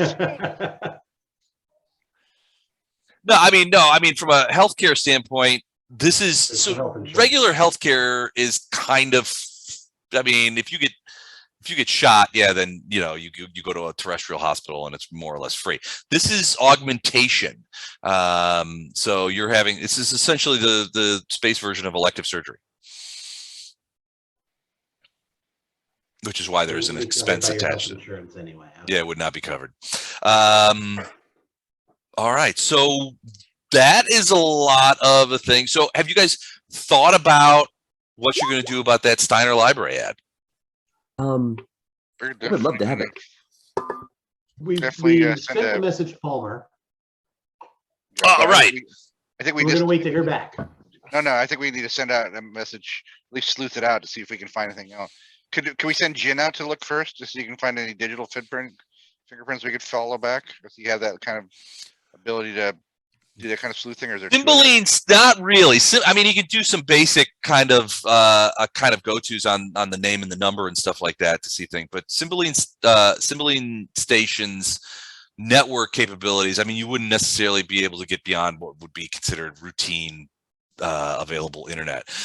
Djinn will do some, I mean, if you tell him to sort of like see what you can find out about this ad, he can tell you that it was placed about a day and a half ago.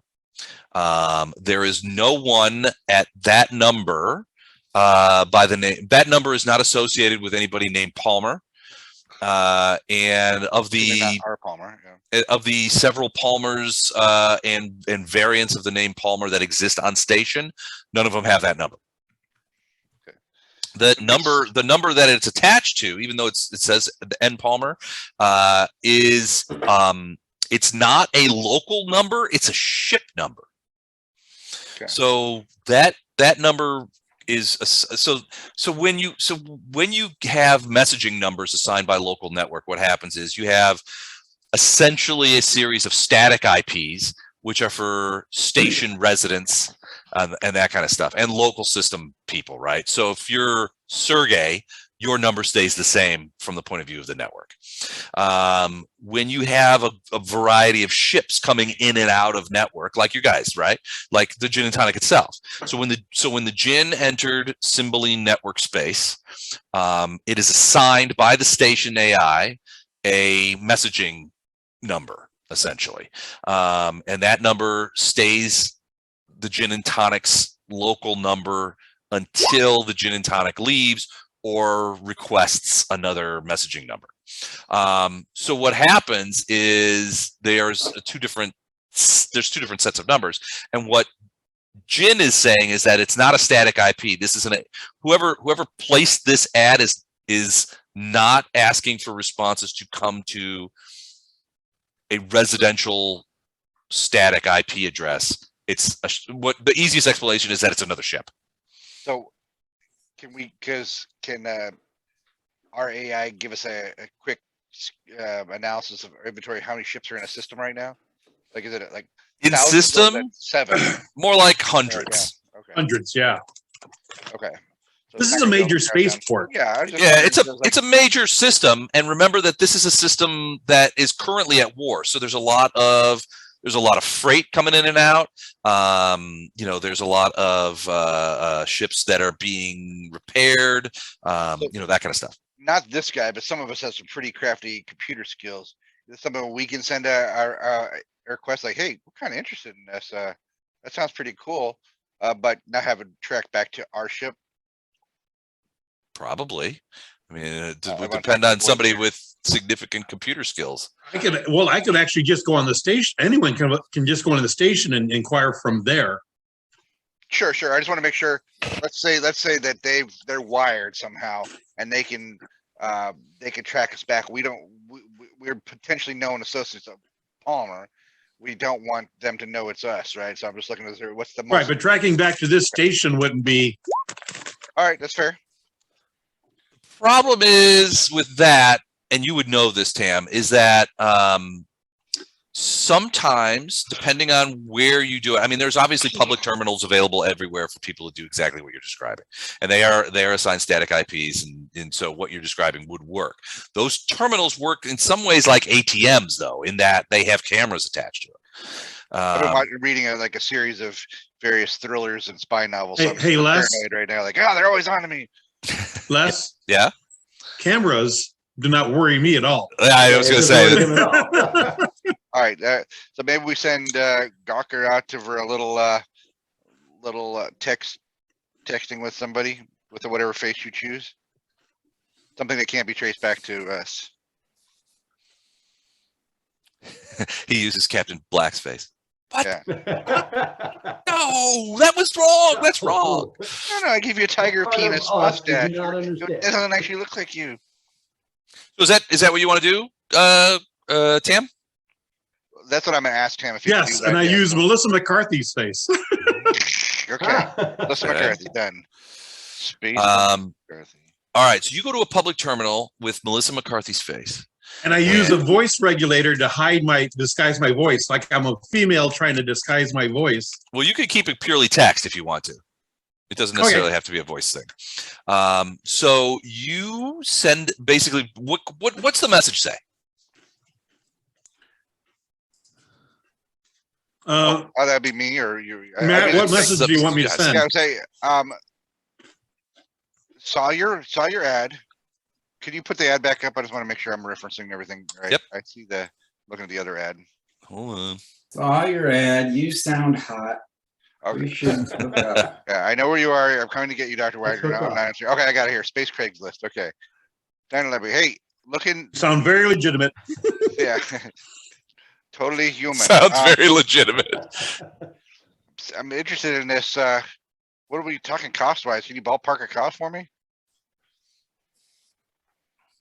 All right. So you're Well, in. I'm gonna say I'm interested. Can you ballpark a cost for me? I might be interested, or and then if we talk to them, maybe we say, oh, we know a buy or whatever. We don't want to make it sound like we want it, but we know a guy who knows a guy who wants to buy it. So you're so you're gonna pretend like you're representing somebody else. Yeah. Okay. All right. So so you send that message. Tam, the reply comes back almost instantly. Again, purely text, no voice, No or voice, vid, no video. voice or vid. And it says, please demonstrate that you understand the nature of the item.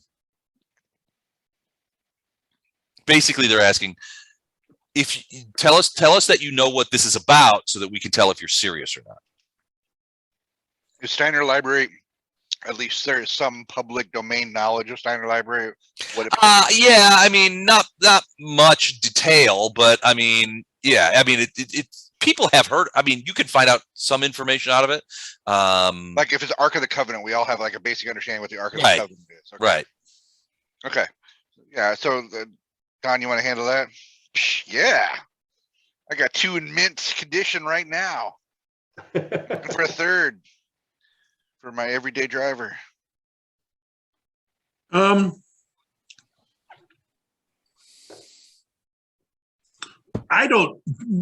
Tam doesn't know much about this. He knows that the guy had it. I'm gonna Palmer had serial- it in his collection. It disappeared. I'm going to Cyrano de Bergerac an eloquent reply on behalf of Tam. Okay. Okay.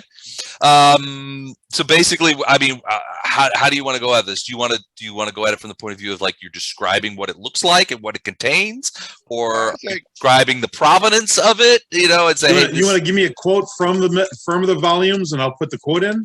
Yeah, and it's like, I'll give you a quote from it. Say, I think pretty familiar, not personal interest, but I have somebody who's interested in who's asked me to. Well, let's see. I don't want to give it away because I mean that's technically who I am, right? I am a guy who's looking for a guy. sure. Say yes. Interested, always looking for unique. Buyer has told me to keep an eye out for such volumes. He is always interested in furthering his collection, and then we'll give him some sort of detail about it that only a true collector would know. Okay. Like, I'm sure this. I don't want to seem too desperate because they'll jack up the price. This should have the gold foiled Tholian backing with the Ewok pelt, lining or whatever. There's a All right. typo with an extra E on page 47 in the third paragraph. So Actually, message comes back pretty quickly that says it seems that you are a serious inquirer. Right now, our current price is 1 mega credit. Wow. If that is agreeable to you, then we can set up a time for you to inspect the books make sure that it is satisfactory, and transfer the funds. That is satisfactory. What do All I right. care? It's not, But- not cost me yet. Yes. That's why I say I want to see if we can get a message back from Palmer before we agree for a meetup, just to get a little insight. So Okay. I will set a second note to Palmer saying, made contact, little sus on how quick the response is, could possibly be an AI who's running the ship. Yeah. Yeah, I Could really be. think it is an AI right now. Just want to think about this, guys. What if Palmer's AI faked his own death and stole the stock, and he's just out there in space right now with this little book in his hand? It is insurance fraud. It was just the wrong insurer. Like, Yeah. I got tired of listening to jabber from Palmer all day. I'm like, I'm out of here. All right, so they will set up a time. It's the 21st, so they will set up a time if it's amenable to you, mid-afternoon the next day on station. Meet at, and there's an address. You run that address through the computer, and it's essentially a small office space / warehouse that has some light industrial. I just want to point out if Matt is correct, that means that I think it was Andrew. He'd be correct where the N stands for not. It's not Palmer. I'm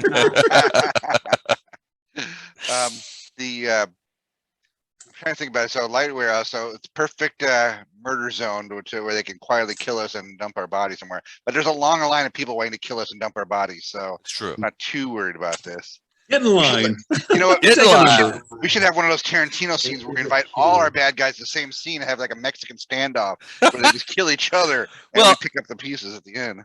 It'd be less Tarantino and more Anchorman, I think. Yeah, exactly. Yeah, anchor fight.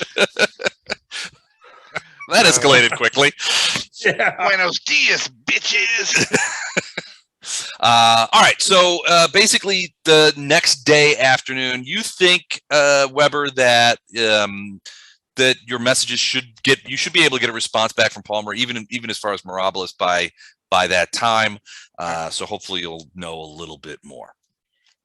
In the meantime, you guys are running the day. It's been a busy day. You're thinking about dinner when you get all of you who have Neuralace get a signal from Sergey, who comes on video, and you can see him in his office, the same office that you guys have seen before. And basically he says, we have had an interesting turn of events. I told you when you were here that we had moved your Melvin to a different, more secure area and put up different surveillance. As it happens, I just got a warning from that surveillance system that a gravity truck is pulled up to the front near the front door of that warehouse with 4 individuals, including 2 Ursay. What do you want me to do?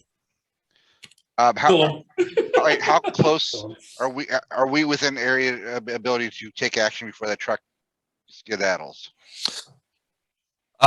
Probably. I mean, it's inside the station, but it's a little ways away. So probably at where you guys are now, probably 20 minutes from it. Is there any way is there any way to keep them busy with trying to get into the place for 20 minutes? Yeah, just delay them. They don't seem to be in any hurry. They have dismounted the truck and seem to be. And he cuts to a vid, and you can see like the outside of this sort of industrial warehouse. Right? It's pretty high tech. It's sitting up, and they've got a grab truck that they've parked near the gate. You've got. What you guys can see is you've got 4 individuals in the truck, 2 Ursay who are armed both with rifles and those macaweedles, those swords, a human who seems to be dressed more or less in military garb, also armed, and what looks to be a android of some sort. All right. So before we talk about anything else, what's our status? Is Doyle functional? Is he down for the count still? He's got 1 arm. Can you fight with 1 arm, Doyle? You know, I still got one arm to arm to shoot with. that means I can't use my rifle. Well, the doc might be able to just duct tape it to your side and use it like a little, yeah. Some sort of aliens-like rig. Exactly. Is it possible? You need both. You need both hands. So, I Doyle, mean, Doyle, you with one hand and a pistol is better than nothing. Right. Then That's true. I'm going to bring a pistol and a bad attitude. There we go. I'm saying, hey, so I say, hey, Sergey, I think we can handle this ourselves, just in case this goes loud, let's say, or messy. What are the cleaning charges for a situation like that? Yeah. We have some sort of janitorial do situation. not worry. We have this warehouse. We have obviously deactivated local constabulary alarms, so there is nothing that will be noticed from the thing. As far as cleaning services, if you have to make a mess, you have to make a mess. These things happen. I'm actually quite curious as to see what happens, but try not to let things spill beyond the borders of the warehouse itself, if you can. And you have the word Right. of Captain Black that we won't do that. All right, so we're gonna mount up, and hey, by the way, before we get anything else, we'll run through the software with Djinn and our face or our eyes. Do we recognize any of these goons? No, none of them are any They're of not the, known. and you look at them, they don't look like anybody you've ever seen before. There's only one thing that you notice, and it's on the human who's dressed as a soldier. And you ask, there's something that, and you guys are looking at the video feed, and you're like, Djinn, are you seeing this? And Jinn's like, yeah, absolutely. And at one point, Captain Black is like, Djinn, focus on the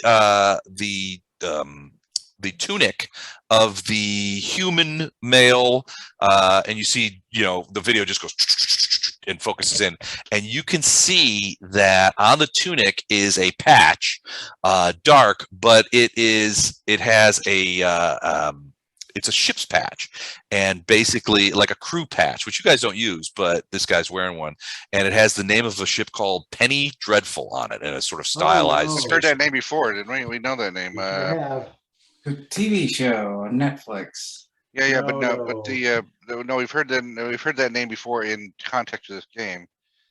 Yes. Anybody Yeah. recall Don or Dan or Eric? It's the ship that the I'll be right back. Ursay got away I'm not on. sure. It's the what? The Ursay got away on that ship. that's Yeah, right. Okay. That's right. It could also be just, especially while Les is away, it could also be a trap, right? Well, let's just say the homing signal is somewhere on Melvin that we missed, and that's how they keep finding him. Yeah. But if this is the ship that Ursay got off on, that's also the pals of the girl who's out to whack the dock, right? Right. And me. Uh-huh. So we should expect that it's an ambush and pre-ambush their ambush. Agreed. All right. So, But our head of security has one arm. well, that just makes it extra challenging. Yep, we're just making it a fair fight. Doc, is there anything you can bring to the party? You got your own weapons and stuff. Is there anything else you can bring extra special that we can something off book or out of the box? You know what I'm talking about. Something only Dr. Wagner Not would tiger something penises. sick and twisted that no Bear penises too. No penises. yeah, there We're might be not more very- available in a second. Is there like anything offensive besides my mouth? I don't know. You got all kinds of weird medical things going on there, but Yeah, but any of them would require close proximity to inject them with something. I can't just shoot X-ray beams at them. okay. And then finally, Captain Black, what do you got? You got I got my your laser machine. pistol and my stun stick. That's it. This is for fighting. This is for fun. Yeah. I keep wanting to say Gatto, but it's Tam. Tam. Doctor. But you have a pretty decent weapon too. They're called too, right? I do have a rifle and body pistols. This is the first Now time we get to remember- really use these things, so I think it might be time to field test. I'm going to use the rifle. And remember, I gave all of you guys FOF tags. Fuck off, Frank. What's FOF? Well, kind of friendly fire. My weapon will not fire if it's aimed at one of you guys. Okay. I did that specifically. It's a secure weapon thing. I did that specifically because I'm a very bad shot. All right. Well, if you have to drop your weapon and then get it captured by the enemy, it sounds perfect. That too. Yeah. Okay. But yeah, just remember you guys all have FOF tags for my secure weapon, and I will be using my rifle. I will put that on. And then Doyle, you don't think you can use your rifle? You can't just one-hand that sucker and take a minus, maybe? Les just said no. You know what? I'm gonna just. I don't even know which arm I lost. I think you lost your right arm, as I recall, but I don't remember now. All right. I mean, I'm right-handed. I'm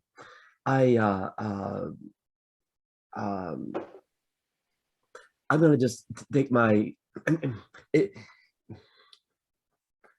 I really doubt I could realistically use a laser rifle with just my off arm. I mean, I'm bound to hit something that I shouldn't hit.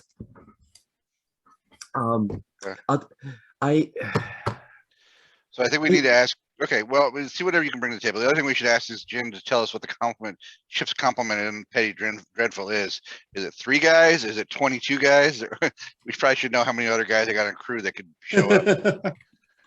I think if they had a lot more, though, I think they would have showed up a lot more. What's the last one we want to do? If we count for everything. Sorry about that.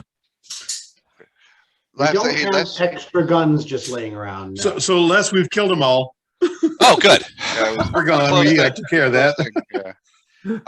Can I recommend that we don't kill all of them, especially the human? Maybe we get a couple answers for what the hell's going on. That's always a good idea, but it never happens. Yeah, we always try. Yeah, like we'll try not to kill. I will try not to kill in the last one. All right. Doc and Eric, and Doc and Doyle want to work over the prisoner. I'm going to refill my personal flask with some of the new the new whiskey we got from the bottle I squirreled away. And I think we're ready. So Les, we're going to go in. We're going to go full body armor and weapons. Okay. Would Coffin Doyle be able to fire a pistol with only one arm? Yes, absolutely. And if the arm remaining is his off arm, what kind of a penalty are we talking about? I think he would have spent a lot of time practicing either. No, he's ambidextrous. Yeah. Everybody in space is ambidextrous. We all know that. I'll allow it. I would say somebody who is a security guy would probably practice with both hands. I think we should just make it canon that everybody in space is pansexual and ambidextrous. Okay, deal.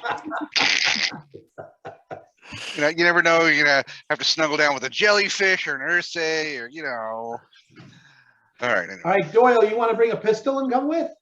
I'm going to bring a pistol. Question: do we have any other weapons on board, like grenades, frags? We have a shotgun. The gentleman that we are currently dealing with, I'm sure, can obtain a gun for us. No, given the time we have, though, I have a shotgun that I was going to bring along. I have a body pistol and shotgun. Coffin, do you have a stun stick? I don't. I don't have enough backstory written out or declared to say that, okay, yeah, in my quarters, I have a stash of grenades and shotguns and ammo. I have a stun stick that I'm going to give to you because I don't intend to get in close range. Okay. It's a cudgel, basically, but it does 1d6, and then there's a chance to stun. Okay. Thank you. Yeah, and that'll help with the, hey, take one from alive type thing. Gotcha. Cool. Okay. So what I got is a pistol and a stun stick. I really wish I had a shotgun. I have a shotgun. You can have my shotgun, but how are you gonna reload it? Well, yeah, shotguns be hard to reload. Yeah. You can fire it one-handed, but after your 1 or 2 shots, you're done with it. You know what? Skip it. Skip it. If I'm down one arm, then I'm going to take my pistol and I will gratefully accept the stun stick. Hey, Okay. real quick The question. loan of the stun stick. I want that back. Loan. Copy. Hey, Les, Hmm. just FYI, on the shotgun, in the very first encounter in Greenford, I took it off somebody. I've been holding on this whole time. I never took any. I don't think I got any stats from you on it, or at least ones that are left or on my remaining On characters. the shotgun? So, is it a pump shotgun or a double chambered or a space shotgun? I It's don't an automatic shotgun. So yeah, it holds 5 shots, and it automatic. You don't have to pump it. It just boom, boom, boom. It's semi-automatic Okay. essentially. All right, Doyle, do you want that? Otherwise, I'll use it too. You I have a know, body pistol and we all I have guess- armor. you know what? Sure. It can't hurt. All right. Thank Okay, you. So, sure, and you're leaving your weapon here. I can't use it. I'm a body pistol guy mostly. So I'm not gonna bother me. I will take my pistol, keep it in the holster. I will wear my overcoat and keep the shotgun in my left hand, and I will carry the stun stick in a holster too. It's very Alright. very neo of you there. So the armor I have on is cloth armor. That's like a shirt. Well, no, it's Not boiled cloth leather? plus 8. It's flexible, kind of like a dragon scale type of bulletproof vest. Okay. It cost 500 credits. And it's in the list I sent you when we did our big shopping spree. Gotcha. Okay. It's something you can actually wear under other clothes. So whenever we're anywhere, I've taken up using it until we're gonna, like, if we plan a battle, I've got some other like boarding armor, boarding vac suit. I actually have a ceramic powered vac suit also. Okay. But normally I just have the cloth, which is plus 8, which is pretty cool. So Sounds good. All right, are we ready? We going to Yep. battle? All right, let's do it. All right. So as you guys load up and leave, you do hear Sergey again, basically saying, "Look, just want to let you know that they have breached the main door of the complex, so they are inside. Let's go. And, except for one of them is one of the Ursay is staying out by the truck. Now, this truck is a flatbed truck. It's probably they intend to take Melvin away." He's like, in the interest of plausible deniability, I will sign off. okay. Thanks. Let's hustle. All right. So you guys it takes a few minutes for you guys to get down there, but you guys hustle down there. Thankfully, Cymbeline Station does not have the same sort of sensory array that Walk into Light, for example, in Mirabilis has. Right. Right. If you walk down with a big wad of metal, something. I'm assuming that you're going to take at least some bit of precautions of try to conceal it under jackets or in holsters that are concealed, that kind of thing. Or are you just walking through there with shotguns? I got my overcoat on. Yeah. I got I my have a board lab shorts. coat Yeah. on. I got board Everything I have shorts is and concealed. I've got it wrapped in a cloth. That's all I can do with it. My rifle is a sniper rifle. You're walking through town with a sniper rifle wrapped in a towel. Do I have that right? Better No, than no, the no, Oh, the wait. towel has the seal of the American Red Look, Cross. guys, on it. we've been through it. If we're going out of here with a bunch of weapons, we bring our golf bags. There's space golf. You know that. Space There we golf. go. You just jam it in there, put the little fuzzy cap on the top of the scope, and let's go. So, Perfect. All right. So something that before he signs off, something that Sergey says is, "Look, I have a couple of security drones inside the warehouse. Now I am leaving them. I have turned them to passive. But if you need me to fire them up, you need help, just let me know." Check. Hey, basically he'll tell you he has four basic security drones in the building that are on passive standby mode.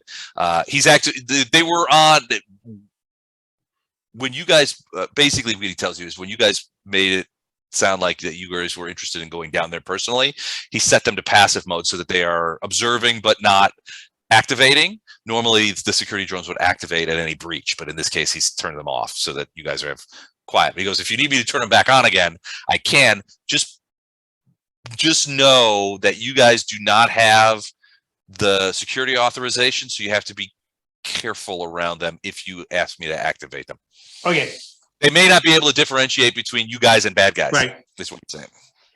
They'll treat you as interlopers in the same manner that they will treat those guys. All right. Okay. All right. So you guys head down there. You have your sniper rifles wrapped in towels. Do you want to take out the one in the truck first, guys? Do I have a like a big tube I could put it in, maybe? A big tube. Just a large tube I could just carry around, you know, like a rolled up carpet or something, or well, not a rolled up carpet. I was thinking along the lines of, you know how architecture plans are in these big tubes. Is there a larger one? Yeah, I could use? You could probably find something like that. Sure. If it looks real obvious, but you look like you know what you're doing, a lot of people don't ask questions. What do they say? A clipboard and an orange vest will get you into any building in the world. Yes. Just here to check the gas, ma'am. There was a thing on YouTube, just as an aside, there was a thing on YouTube that I watched not too long ago where it was like they did the same thing. It was two guys on a ladder, and basically they said we can get in anywhere. We wear basically they wear the same polo shirt, same color blue polo shirt, and they carry a ladder with them. And they're like, let's try it at the theater. And they basically walked in and they walked up to the guy who turns the tickets to the guys. They're like, you know, we got the ladder, and he's like, yeah, come on. So they went back and set the ladder up and thing, went in, watched the movie, then came back out. It was freaking hilarious. They're like, yep, you can get in anywhere. Man. Yeah, I'm gonna walk like 30 paces behind the rest of the team. I'm not really with them. I'm just some independent guy walking. Independent guy walking. Independent guy. Funny independent guy. Oops, that was wrong. I've got a place I gotta be. Oh, I see what the problem is. I'm dumb. That's the problem. Unless you heard my reminder on my guns, right? Maybe. Nobody ever sees my guns. Oh, that's true. This is her fighting. This is for fun. I can't help it every time you say it. All right. So you guys get down there, and as you get close, you sort of become more surreptitious. You also know that there's a real dearth of people around here. Obviously, like every station, it's 24/7, 365. This thing is going on. As you get closer to this place, you can see why Sergey chose it. It's sort of out of the way, but there's a real dearth of people around here, and you can see at least one of them is probably a couple of blocks away, and he sort of, as you guys walk by, he sort of just goes and nods to you. So it's not Sergey, but you're guessing that it's probably one of Sergey's guys, and you're also guessing that Sergey is probably watching through his eyes to see what you guys end up doing, and if he needs to send in any sort of repair kits. Yeah, repair kits, or what's the word I'm looking for? Damage control. All right, so let's see if this flipping works. All right, can you guys see yourselves? All right, so you guys are coming down the street, being as you're festooned with weapons and tubes. Gonna how surreptitious we can be. I'm going on a tiptoe like Shaggy and Scooby and a Scooby-Doo episode. I'm walking along, kind of pretending like I'm drunk. Okay, just sort of staggering around. Just kind of like staggering, but not me. Hold on a second. I'm getting some buzz here on the horn. It's making a bunch of noise. Hold on just a second. I gotta close some things down. Record dump list. Wink, wink. Oh, it's my laptop is like 4 years old. All right, phone so all that lit up like, what happened? Something happened to Ukraine. Will Smith punched. all right. Can you guys hear me? Okay. Yes. Yeah. Okay, perfect. Unless I find that shutting down my bear porn sites does help. I can't do it. Yeah. All right. All right. So you guys are sort of like in the street there, and you see sort of outside. You can see the sort of parked outside. You know that sort of around the corner here is the way in to the which Sergey said that they have breached. The guy, there's just one guy standing there, an Ursay, who's standing there towards the gate. He's looking towards them. You don't see any of the other guys. Is that the one he said stayed back by the truck? Yes, yeah. That Sergey says that's the. Well, I mean, do you know that there was a guy staying back by the truck? There is a guy there. So, What do you think? What do you guys think? Try to sneak up on him, or just take him out from a distance and not worry about the noise? They're stealing our stuff. I doubt they're here to engage in polite conversation or share their baked goods. I think we should. Well, the only thing we can see right now is the guy that stayed behind by the truck. The rest are inside the gated area. So we got one person standing outside the gate. Oh, Can we go get around him so that we could have one or two people coming from the other direction? There's there's no way to really do that. Okay. What's that? I have to remember there's 2 Ursay, 1 human, 1 robot, right? Yeah, that's what he said. 2 Ursay, one human, 1 robot, and it was the human that had a ship's patch that said Penny Dreadful on it. And the only thing I didn't think we got before he left is I just want to ask Djinn if he could maybe give us a guesstimate on the ship's complement of the Dreadful. Maybe what's registered in the docking just in the station's front log, now. but that'd be about it. Bigger than a bread box. 5. I would charge and take that guy out. My plan is to follow up afterwards and set up some spot where I can get my rifle. You know, So are we it's gonna got a little tripod in the front, you know, and it just. are we just gonna start cold killing people, or are we gonna have a little conversation first before we get to the killing? Our security guy has a stun stick. I'm sorry. What's this thing here? Which one? thing? Sorry? That gold ball. There's a couple That's of just them. I think they're all- light sources. Yeah, it's light source. Okay, it looks like the sun. Yeah, it's Yeah, kind of. there's one down by us too, to the right. If you They're look not down a by part of us. the sun. I see. Thank you. Got it. They're killer Okay, prone. Copy. All right. So first of all, before we do anything else, either we commandeer this truck or we disable it, so they definitely can't leave with Melvin. Okay. Before we get to the killing part. So do we want to keep this truck for our own purposes and bring Melvin back to our ship? Well, Or we can the have truck Sergey is handle that. guarded. The truck is Well, guarded, so we're I introducing the killing understand, first. but we don't have to do. But we can still disable the truck I without getting to the agree. killing.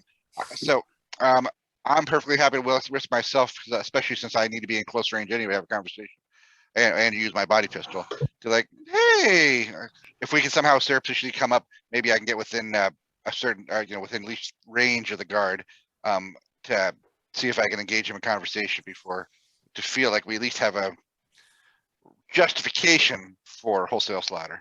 Do you want anyone to go with you? I think, well, hang on a sec. Looking at the roll 20 and on the relatively quickly to maybe here, let the guards. This? Oh, you're thinking, Yeah. or is he frozen? I'm having a devil of a time here with Why don't you restart and system come back? resources, and it's not Let's see letting if your me. sons are downloading, Populous study material for Thank you. their next big Yeah. test. that must be it. They're not streaming any videos or anything like No, that. so. Unless you want to restart and come back. Yeah, I think This is I think I'm gonna buffering. have to Yeah. restart. Can you guys hear me? I'll be right. Yes. We're ready. Okay, can you guys hear me? Yep. All right. This seems to be working a little better. We'll see if it continues. I may have to buy a new laptop at some point. All right, what are you guys doing here? Two of us started to move forward. Yeah, we're trying to come along the wall out of his eyeball. All my right, plan was sort I'm of gonna- keeping the truck in between Right, you guys. and then I'm hoping that Captain Black can come around to basically the driver's side of the truck and get a beat on him from this side. So if our conversation goes sideways, he can pop him in this looking non-threatening. And then if he pulls his weapon and tries to whack me, then Captain Black, I hope can whack him, Plan. and then we can start the party. Okay. All right. So so let me make sure I just have always this a lot right in more my head. Coffin. impactful if a smug character can stand around with it and make it like seem like they're controlling the situation. That's my plan. Okay. All right. Sounds good. So Captain up into the space, and then we go from there. Drivers. Okay, so Doyle and Black and Jix have all sort of moved up to the surreptitiously to sort of keep it in mind. So, and Jix, you're going to come around and talk to the guy. All right, Tam Don't and give away our Dr. source Wagner, what are position you yet. guys I'm doing? moving 20 feet up. Okay, But we stay against the walls where he can't see you. Like if you look straight ahead, he can see directly at you. You see how he came up along the wall here behind the truck? Use the truck to block his Maybe, view. maybe you're a ninja. I forgot you got kinds of. No, skills. I'm not moving up that far yet. Okay. I want to make sure he doesn't see you and give away the game. Right. Yeah, I'm Hey, staying is it a hidden game? too, and or being furtive as much as I can, and wondering what that glowing orange sphere is. Light source. That's just a light source. Yeah. Okay. Just said killer drone. Make him freak out. I'm just walking with purpose in a straight, kind of like straight line. I'm not doing anything that should rouse suspicions. Okay. You guys can still hear me pretty Yes. good, right? Because I'm still Yeah, getting we're low hearing you resource. fine. I'm We still hear you getting fine, low yes. resource errors. Okay. All right. So I'm having trouble here, you guys. It's very blocky. So we'll just keep trucking on and we'll see what the video has Okay. for us. All right. So you guys do that. All right. So I'm gonna need you guys to have some sort of stealth ability or something like that from Jix, Black, and Doyle as you guys come up here to make sure that you guys don't check them. And I'm gonna roll. All right, I'm just looking to see if I have any. I have forward Probably forward. observer. Is that of any value? Yeah, that will work. All All right. right. Thank you. I have What a stealth weird plus skill. one. That's such a traveler skill. Forward observer. All right, I'm gonna roll my Yeah, I don't know what that's. No, that's such a traveler skill. What the hell would you use it? Nothing. I mean, it would be used in reality, but what would you use in traveler for? All right. And here's your contested roll. Ooh. All right. So What does he hear? He hears me, but not.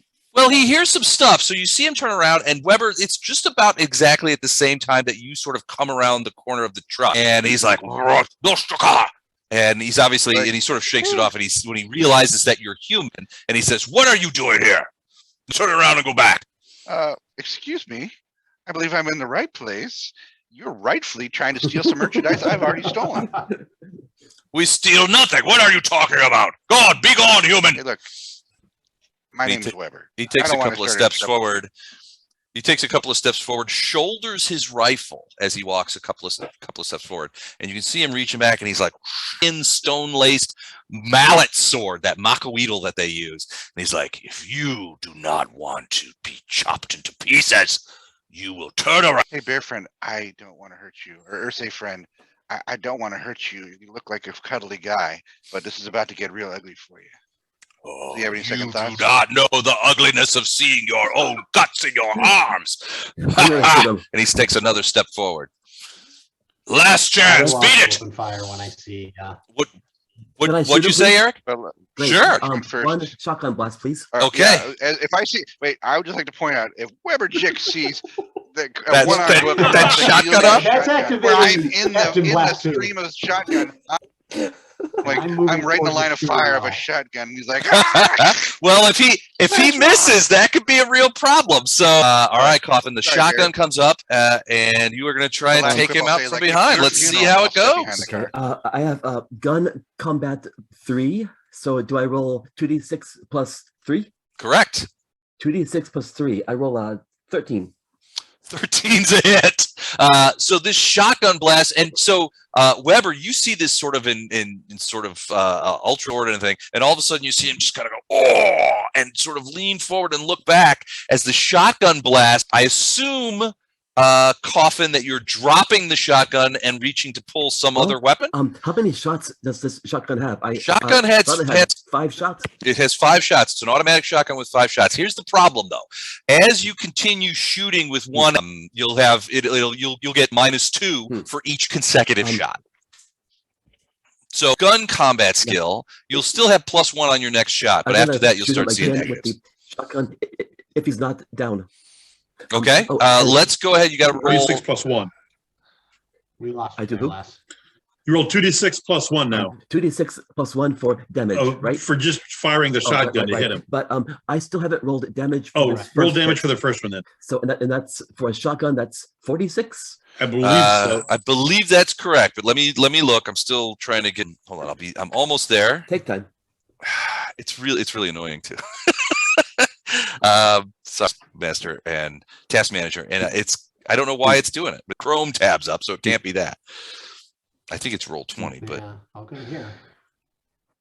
It could be. I don't know what It it's could. talking It could be like some sort of internet slowdown in your area too. Yeah. it could be somebody in my house is doing something stupid. So, all right, Could be your target of Russian hackers. oh, come I heard on. shotgun. Shotgun does 4D, All right, here we go. so 4D. Yeah. 17. 17 points of damage. Okay.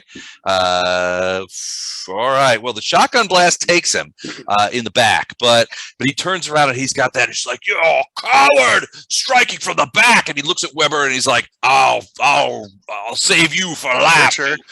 perfidious human." Can I shoot him again? Let's roll for Nish. All right. Initiative. All right. What about What is Black? You initiative stand in right this there. game? Sorry. So what about? What is initiative in this game? Yeah, I don't know what it It's is. Dex, 2d6 plus your dex bonus. Your dex bonus. So my dex is 8, so I have a bonus of +1. Is that right? Or is that That's 0. Is exact 9 for? Oh, look at my highest score of the night. Okay, 9. and, I'm gonna roll mine. Also nine. Initiative is 8. That sucks. All right. Hold on a second. I don't know. What did you roll? What did I roll? Oh, I haven't rolled it. Nothing yet. 8. There we go. 8. Okay. Dex bonus. +2. +2. Okay, that's good to know. Well, let me get you guys all on how. All right, so Coffin is at Oh, here. 8.2. Jack, would you roll 9? I have a +2 as well. Okay. Tam, you got a 6. Weber, you got a 9. What's your I had bonus? no bonus. So No bonus, It's a so really good 9.0. And Dr. Wagner, so quiet in the back. Yes, I'm sorry. What was the query? Tiger.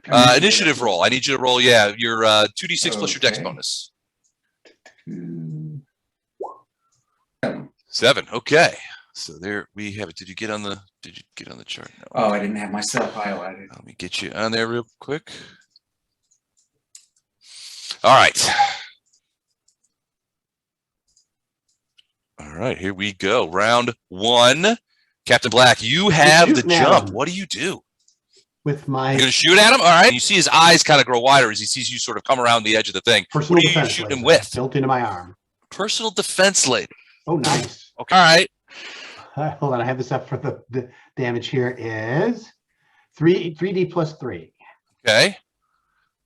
14 points. All right. The laser hits him amidships and he is hurt. When first the shotgun blast is taken out, he's done a fair amount of damage to him, and you can see the scorch marks on his fur and stuff like that. And he up against the truck. He's just barely holding on to the macaweedle, and he's, "Who are you guys?" And he's sort of like trying to sort of get Just back don't up, but worry he's about it. This'll be grievously over. injured. Don't worry about it. This will be over soon. All right. All right, Weber. He's grievously wounded. So this isn't I one have of the my guys we're weapon up, taking I know. alive? This is not the guy we're taking alive. I have ultimate faith in the captain and Doyle to dispatch this goon. I do not have any faith in him. Remember that there are other people in this warehouse, so I'm going to pop out the other side of this truck and coming around here. How many steps can I go with my initiative here? What's my? We haven't really done this in a while with Traveler. 6 squares. 1, 2, 3, 4, 5, 6. My weapon up and pointing out this way, just so nobody tries to ambush them from behind as they're doing to Barry Man here. Okay. Hold on a second. All right. So I'll do a little shout out to the captain Doyle too. Like, check him and see if he has the keys to this vehicle. I'm already writing off Barry Man. okay. All right. So you just kind of slip over to that side there then. All right. Sounds good. Coffin, you got another shot in that shotgun pointed right at him. We're the guy. Don't worry about It won't that. be long. This Yep. time. All right, It won't be so long. I think this time You're I like, get Mr. Shh. 2d6 plus 1, correct? 2d6 plus 1. So Yeah. I'm going to shoot him again with a 9. Ooh, that's a hit. This may have him. That's 46 again, Yep. and that's going to be 13. 13 points of damage. Well, so the captain was right. It wasn't long. And this shotgun blast takes him full in the clatter of that macaweedle as it hits All right. the of stonework or whatever it is that in there. You can hear them sort of crunching against the hard floor Okay, as he falls. And I'm sorry, is this a truck here? Yes, it is. Yeah, that's the truck. Here? Gotcha. Okay, great. Can I please call over to the cab? Are the keys in the ignition or Well, these don't use keys. It's a code stick, and you can see that this guy has it attached to his sort of like this weird web gear that he has. So basically, it's a sensor stick. Gotcha. This looks like a sensor stick is in proximity to the truck. It will activate. You know what I would like to do is to as fast as I can run over here to the deceased Ursay, Mhm. and take his weapons, ask if Mr. Jix can drive away. Yeah, sure. I mean, so you grab his weapon. So he's got a regular rifle, Okay. which Wait, he what, has. what arm are you using to grab his rifle with? I Well, wanna know. can I?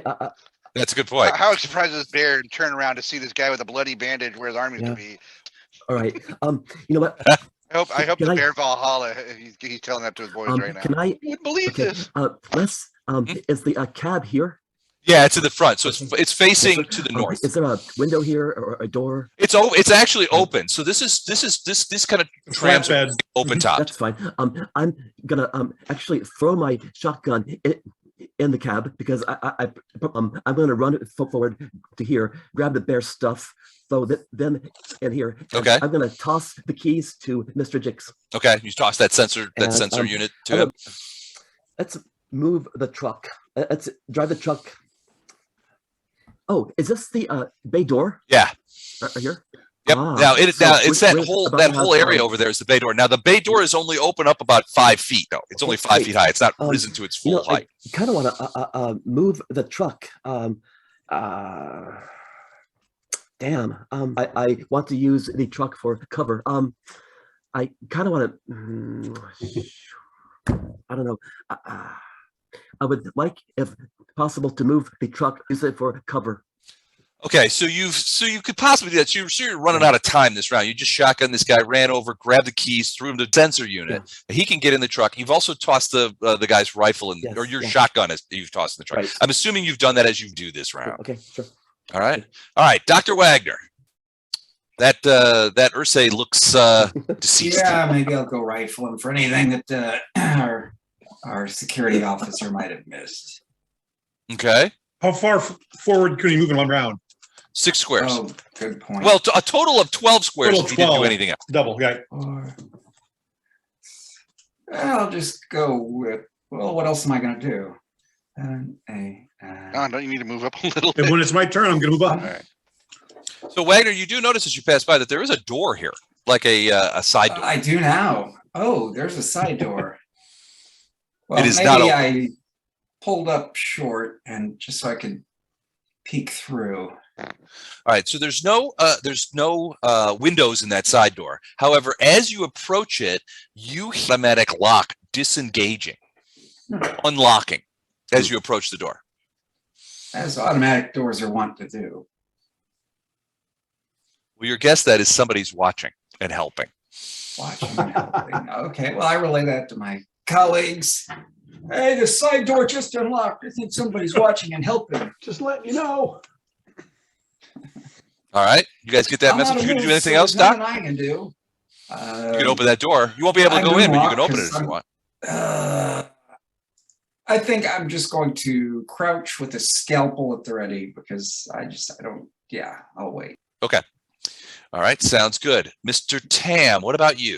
Is this Hey, item Tom. right here like a barrel or a crate? Crate and An barrel. ashtray. It's like a post. So it's floor to ceiling? Yeah. It's a little parking area is too strong. You can see it's got a little yellow line around it. It's an area, you know how it is, have stuff out and let them pick it up later. Mhm. That's where you park your That's what mule that and looks tie like. him It's a up little right there. inlet. Park up your space mule.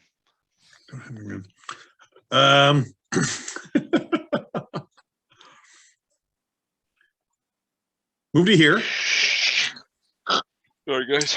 I lay down and set up my sniper rifle on the little tripod, and I am aiming for this Don't door. forget the most important thing to do when you set up a sniper rifle. You have to turn your cap back. Everybody knows this. I turn my cap backwards. All right, so where are you posting up? Right there? I'm posting up right here. Okay. All right. Laying You got sniper down. rifle. I don't have a barrel or anything, so I'm just laying down. I got the sniper rifle set up. Okay, sounds good. For a little right, space is that it gas that you're- to up and check the windage in this warehouse. I'm not a marksman, so I don't do that. Okay. All right. And is that it That's for you, for me Tam? this round? All right, round 2. Welcome, Tom, by the way. Hello, Tom. Good to see you. Tom, you're about All to see right. the world's worst sniper in You action. could have role played the Ursay for all 8 seconds it was alive. Don't worry, there's more. Try to parlay with the random NPC, and then he's like, "Nah, I choose violence. Get what you get, bear." All right. Real quick, let me do something here. Yeah. All right. Okay, that's it for him. Captain Black. So I didn't hear anything, right? No. And I'm going to. Well, yeah, you did hear a couple of things. 2 shotgun blasts From inside, I mean. and some stuff like that. Might have to help. No, you didn't hear anything from Will inside. reload his shotgun. Yeah, you can't reload it. And I just peek around the corner.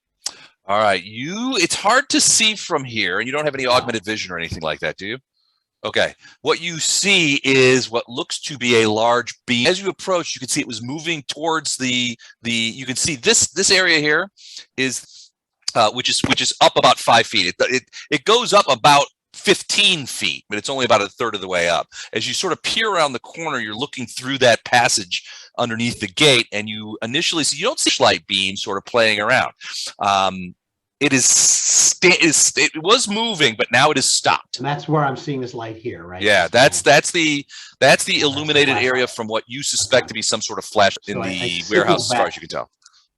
Without saying anything, I signal back to Coffin. Okay. And I point at him this back and left and up. Go go where? Go back and left and then come around. Let's On your turn, of course. Sorry. Am I? Okay. Here we go. Right. And that's right, all I do. Other than that, I am just watching this area. To see Okay. if anybody pokes their head out. Gotcha. Okay. Weber, you've got the sensor stick for the gravity vehicle, the grav truck. You could command it. There are manual startup, move backwards. As long as you're in proximity to it, it will obey your commands. No, Slowly to 12 squares out exactly where I can use it as cover. So are you able to move the truck? Not this round. All right. So what you're moving the talking truck about this. forward 12 Physically squares? move Is the that what you said? Yes, 12 squares. 12 Using it as squares due cover. north. 12 squares straight north. Straight north. All right. The Roger, front of the over. truck would be here. All right. No, then let's say Go. 11. Right. This is 12 right yeah, here. yeah, that's good enough. That works. Okay. All right. So you basically just go truck, move Yeah, and I forward walk- 12 squares. And I walk And it moves along forward with it 12 using it as squares. a mobile cover, so I'm still Gotcha. here. Okay. If there's a window As or you- something, as You you can actually get just into look it- over it. It's a flatbed truck. okay, well, I'm still using it as cover though, or at least part of Right, the right, cover. right. Right. So Same and way? so you can see basically this is the door. This is the loading dock door, and you can see a flashlight in the distance over there. Yep, I'm just keeping my head down because they're expecting to see an Ursay, and so if they see a human, they'll know the jig is up. But maybe they think that it's still there.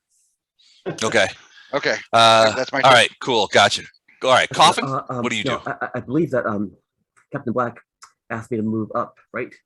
Back, left, and No, come up from behind. Back to my left. Basically, maybe- back to where the come up doctor from- is. Hey, There's a door. Dan, Look could you- there. could you Oh, I Dan, see. could you You know- ping the map? Maybe that might be easier. Yeah, I to forget ping that the we map have, for I was trying not to talk, but I forget we have neural links, right? No, he doesn't have him. neural No, he got nearly. Well, he's still. I think he's Okay. getting. I'm pointing back here, Right, and then so up, I'm here. back around. Okay. What's this here? That's a door, an unlocked door, according to Dr. Wagner. I don't have my shotgun. I don't Shotgun think- is in Threw it on the bed. front seat of the Wait, truck. sorry, why did we leave the shotgun in the front seat of the truck? think. I missed that part. Okay, never My mind. I don't know. understanding was I could no longer use the shotgun. Here's what I envisioned Doyle did. He shot the bear.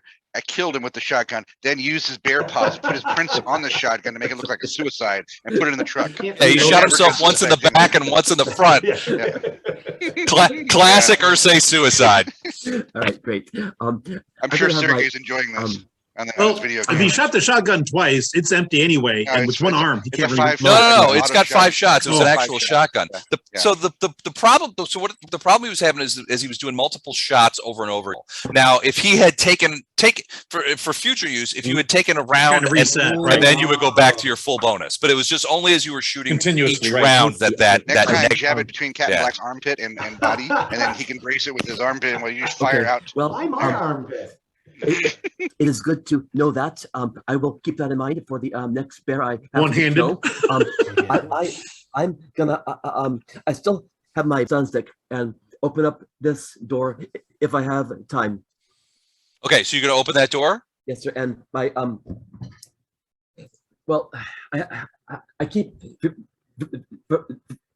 forgetting I have just one arm. I can't. Can I? You could, if you got a, it depends. So do you have the Ursay's rifle? I don't He think threw so. that. I threw it all in the truck. All right. So you're right now you're unarmed. You can use your hand to open the door, Well, and it opens easily. Well, he's holding the stun stick, but he should be able to still But open the door. all of everyone here has opened the door with keys and stuff in their hand, so I don't think it's that hard to open. Yeah, no, you'll be able to Right. do that. all right, great. This is why you should have Georgia Dr. 88 Wagner surgically attached the tiger penis as an extra appendage. All right. I'm gonna actually sheathe the stun stick and pull out my pistol. Okay, sounds And, good. How much more can I go? Maybe another 2 or 3 squares. Like there? Yeah. All right, then I will stop there. Okay, sounds good. Dr. Wagner. So Coffin just came over with stun stick in his hand, opened up the door, pulled a pistol, and walked in. Sounds like the beginning of a joke. I'm going to. Well, I'm certainly not going to rush in. I'm going to delay. Okay. Still crouched, wielding scalpel. Pull a scalpel out. Awesome. That just makes you scarier, frankly, Dr. Wagner. Thank All right, you. so you're delaying. You'd let me know if you want to enter back in at a different point in the schedule. Mehmet Tam, you are with your sniper rifle, and you see Coffin, and it looks like Dr. Wagner are moving into the building through a side door. I pick up my sniper rifle because Okay. they're not going to let me post here, Okay. and I will move. Oh, I don't move back. Hold on. Retreat. Call the cops. My friends just Right. killed a bear. Can you grab me? I just went off. What the hell is did you- going did- on? Keep our story straight. The bear killed himself. We tried to stop him. We tried to talk him down. But There's a red line and what? What the hell are you doing? It's. Hold on. There. There we go. Hey, all right. So you run up This to. is acting very strange. My All right. Okay, it's acting normal again. Okay, I'm I'm trying to here. get it- I am not set up to fire. I'm just holding it right now. Just holding the rifle. Okay. So I picked it up and then ran to this location, and that's all I can do this round. All right. So you see Doyle with a pistol in his hand, moving slowly into what looks to be an entrance hallway or something like that into Right. the building. Okay. Okay, I'm done. All right. Awesome. All right. Round 3. Here we go. What would he do? Well, the truck's there. And it's not supposed to be there. He can see that, and he doesn't see his friend. Oh, they were You- friends? so That complicates it. Captain Black, you hear a low growl, but it's language. You recognize, you've heard it before. It's Ursay, and you hear somebody like going, and somebody behind the flashlight go,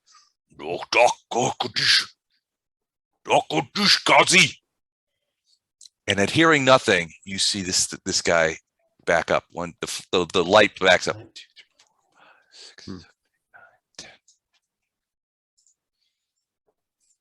He headed south. Okay.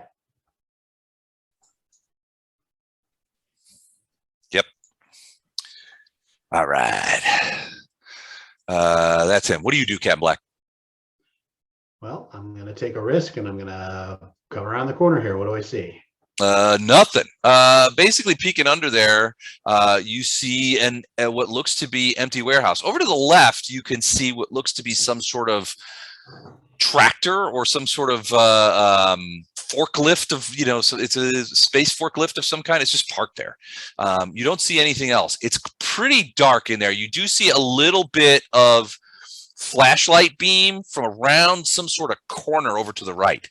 But other than, you see what looks like the flashlight beam over there, but it's moving. You're not sure if it's moving towards you or away from you, but it's bouncing around a little bit. But the flashlight beam is coming through there.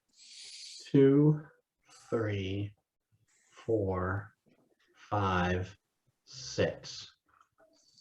Am I next to a door? You are next to a window that looks out over the over the thing. Do you have light? Anything you can see in that window? It's just like a glass or some sort of plasticine window. No, so but I don't see anything through it that worries me. It's dark inside. Yeah, you don't see anything in there. Okay, then I'm gonna move 1, 2, 3, 4, 5, 6, and stop there. And I'm doing my SWAT maneuver where I'm flat. That right there is a door. Okay. Okay, and there's another. Well, no, there's not. What is here? What is where? Up here. That is Spider. it's a security drone.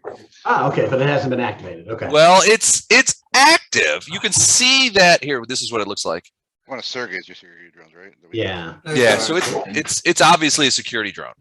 It is hovering, so its anti-grav plates are option-racial. It's not sitting on anything. It's hovering, and you can see that there's a blue glow sort of behind its multiple sort of camera eyes. So it is active. I mean, it's powered, but it's not moving. It's not doing anything. Okay.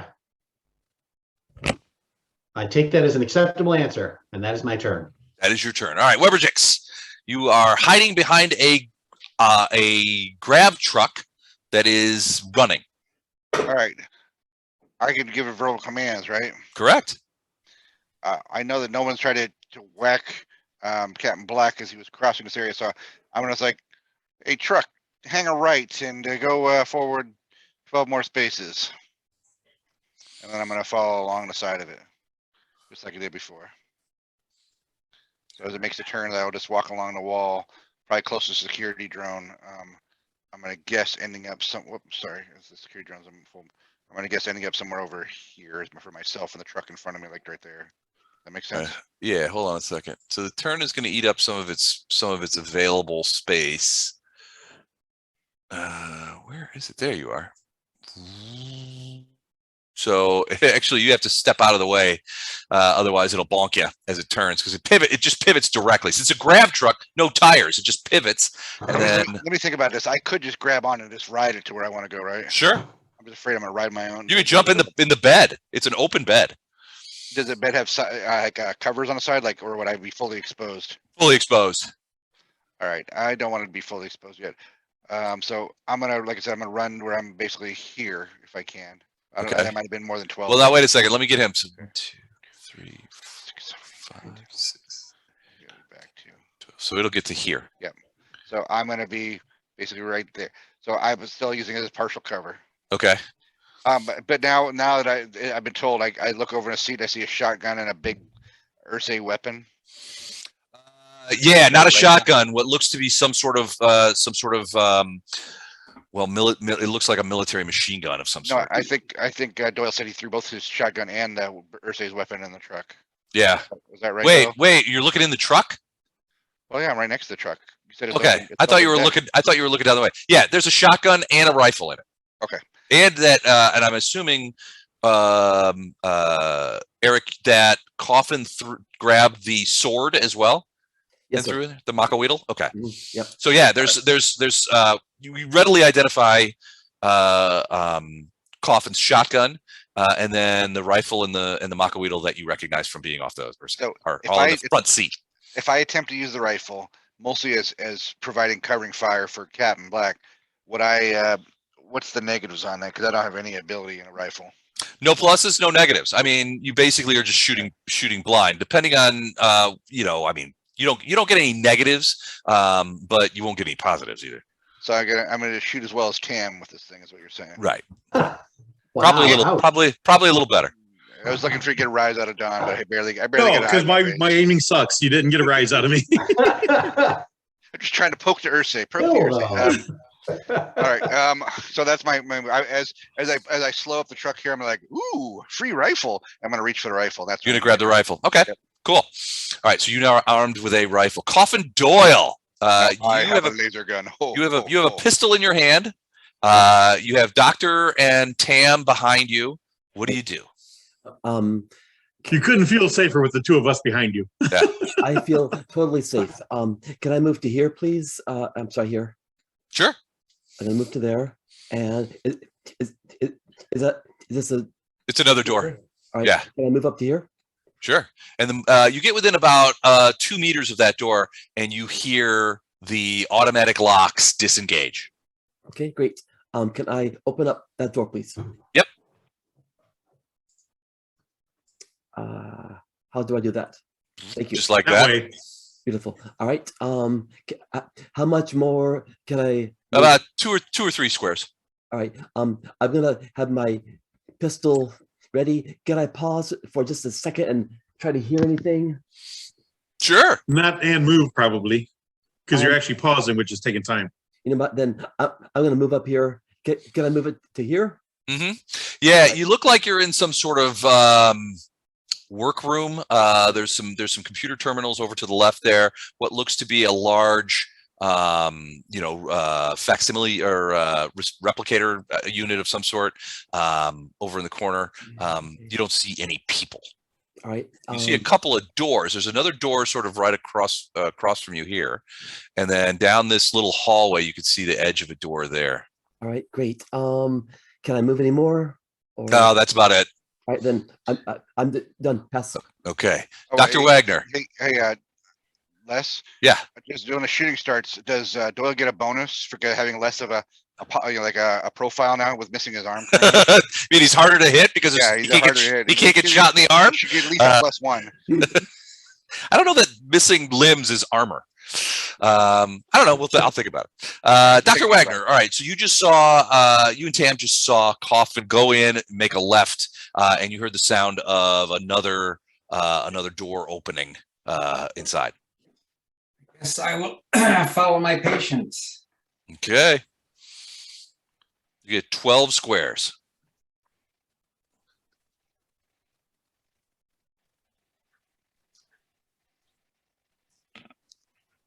How many is that? I don't know. I guesstimated. It's less than 12. 4, 5, 6. Yeah, it's 6. That's only 6. I was. Well, I'm sorry, 7. Okay. You got 5 more, so you can catch up with Coffin. You are unencumbered by the. He was slowed a bit by the fact that he had to open the door, but you can catch up with him certainly. Okay, I'll stand behind him. Okay, sounds good. Mehmet.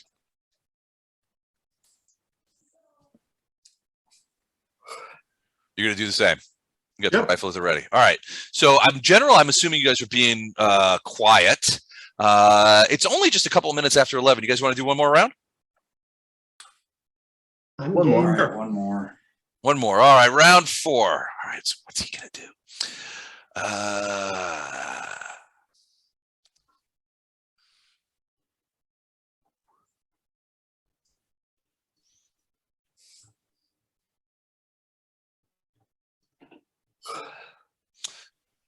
And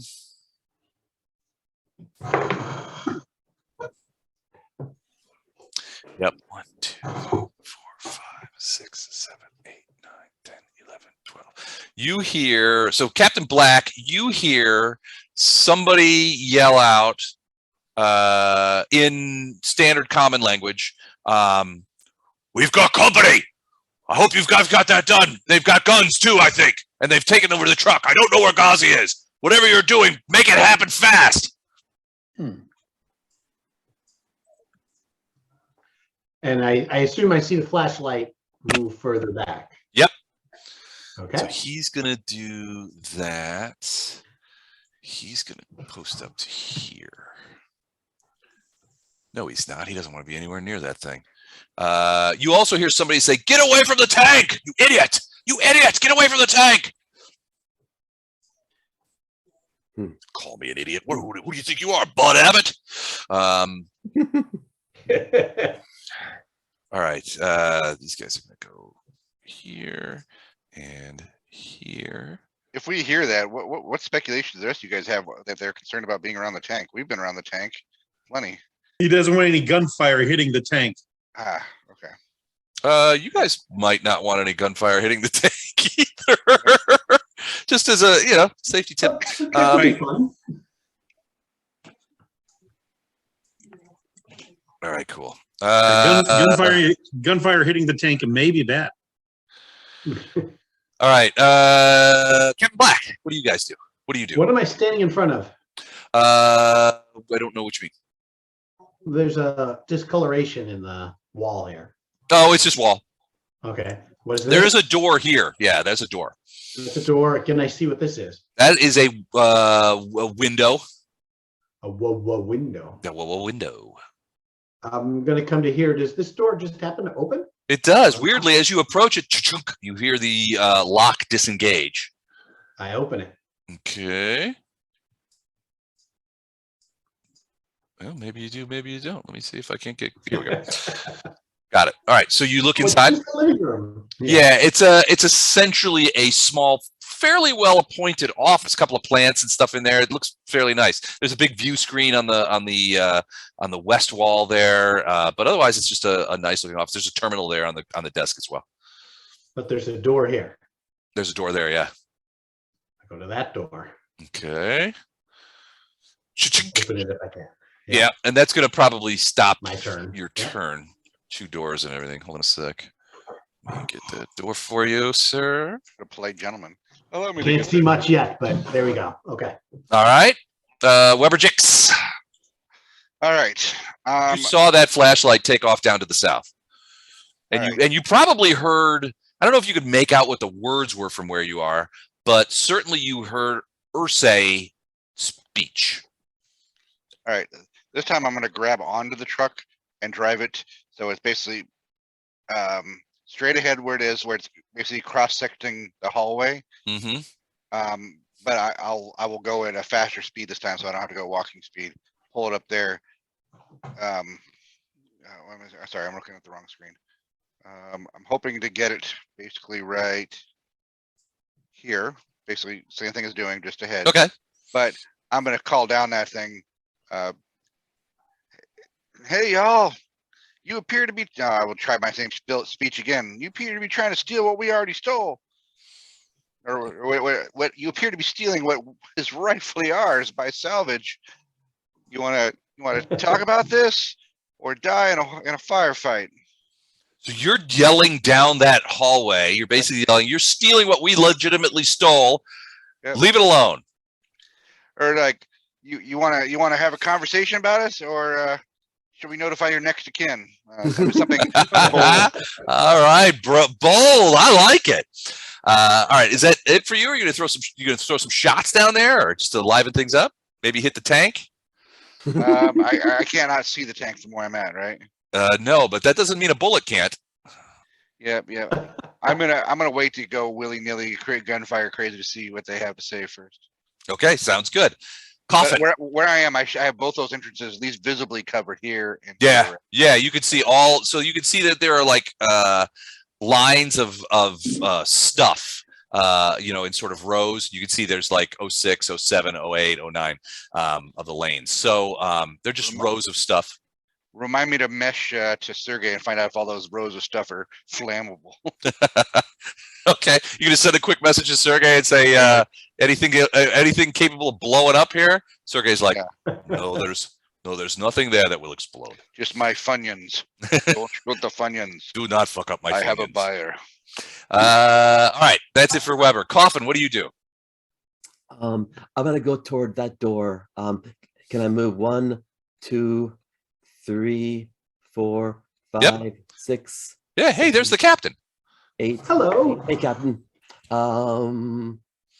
What's going on? I tell you, they're one tick over from us and further down, but it's wide open, so I didn't want to charge down that hall. Copy that. I'm hoping we can come up next to them or behind them. Well, where's the truck? Am I able to see the truck from where I am? No, you can't. Okay. Captain Black, do you know where the truck is? The truck was mysteriously following me. I have neural lace with Weber Jix, right? So Yep. I know what he's been doing. Yeah. Yeah. So I just say, yeah, he's using it as a barrier and has brought it up at the end of this alleyway to our side. Great. It's still a long distance down. I I kind thought it of was want gonna be like an office room or something. It looks like more like a Home Depot aisle or something. Okay. Yeah. I would like to run toward the truck if I can. Well, you can, if you want, you can go through the room that Captain Black just came through and go out that way if you want. We'll take you pretty close. Yeah. All right, because my goal is to do something with that truck. You're gonna do something with the truck. Okay, Yeah. cool. I'm Um, very curious to see so- what this is. How far can I Are you get? gonna? Go ahead. You moved. How many did you move so far? One, two, from three, here four, to here. 5, 6, 7, 8, 9, or 8.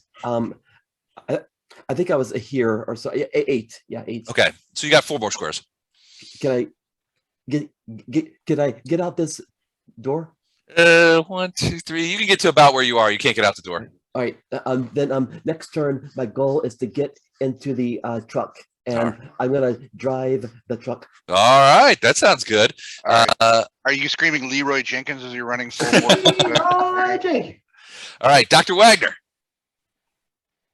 Uh, You heard, so you saw Doyle go around the corner. You heard him talking with sounded like the captain, but you didn't see either of them. okay, well, I don't hear Calamity, so Not yet.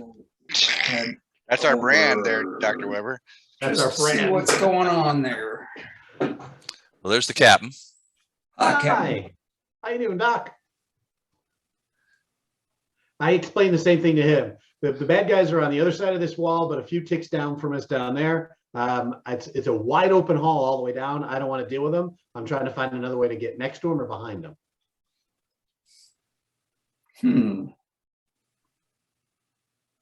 Well, looks like there's a door over here.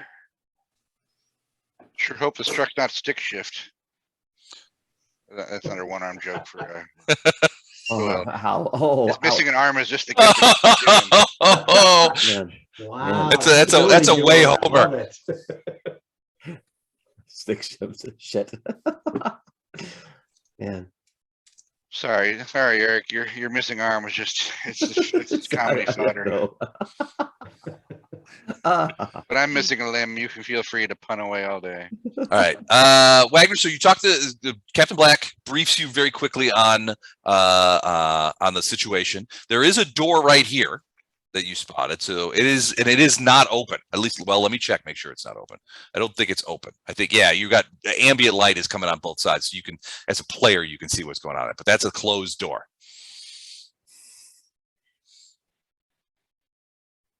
There's also several closed doors on the wall to your south, and you passed up a door here. Well, without Bob Barker, I just don't know which door. I know. What's behind door number 3? More Monty Hall. isn't it? Yeah, it's Monty Hall. Oh, okay, whatever. Monty.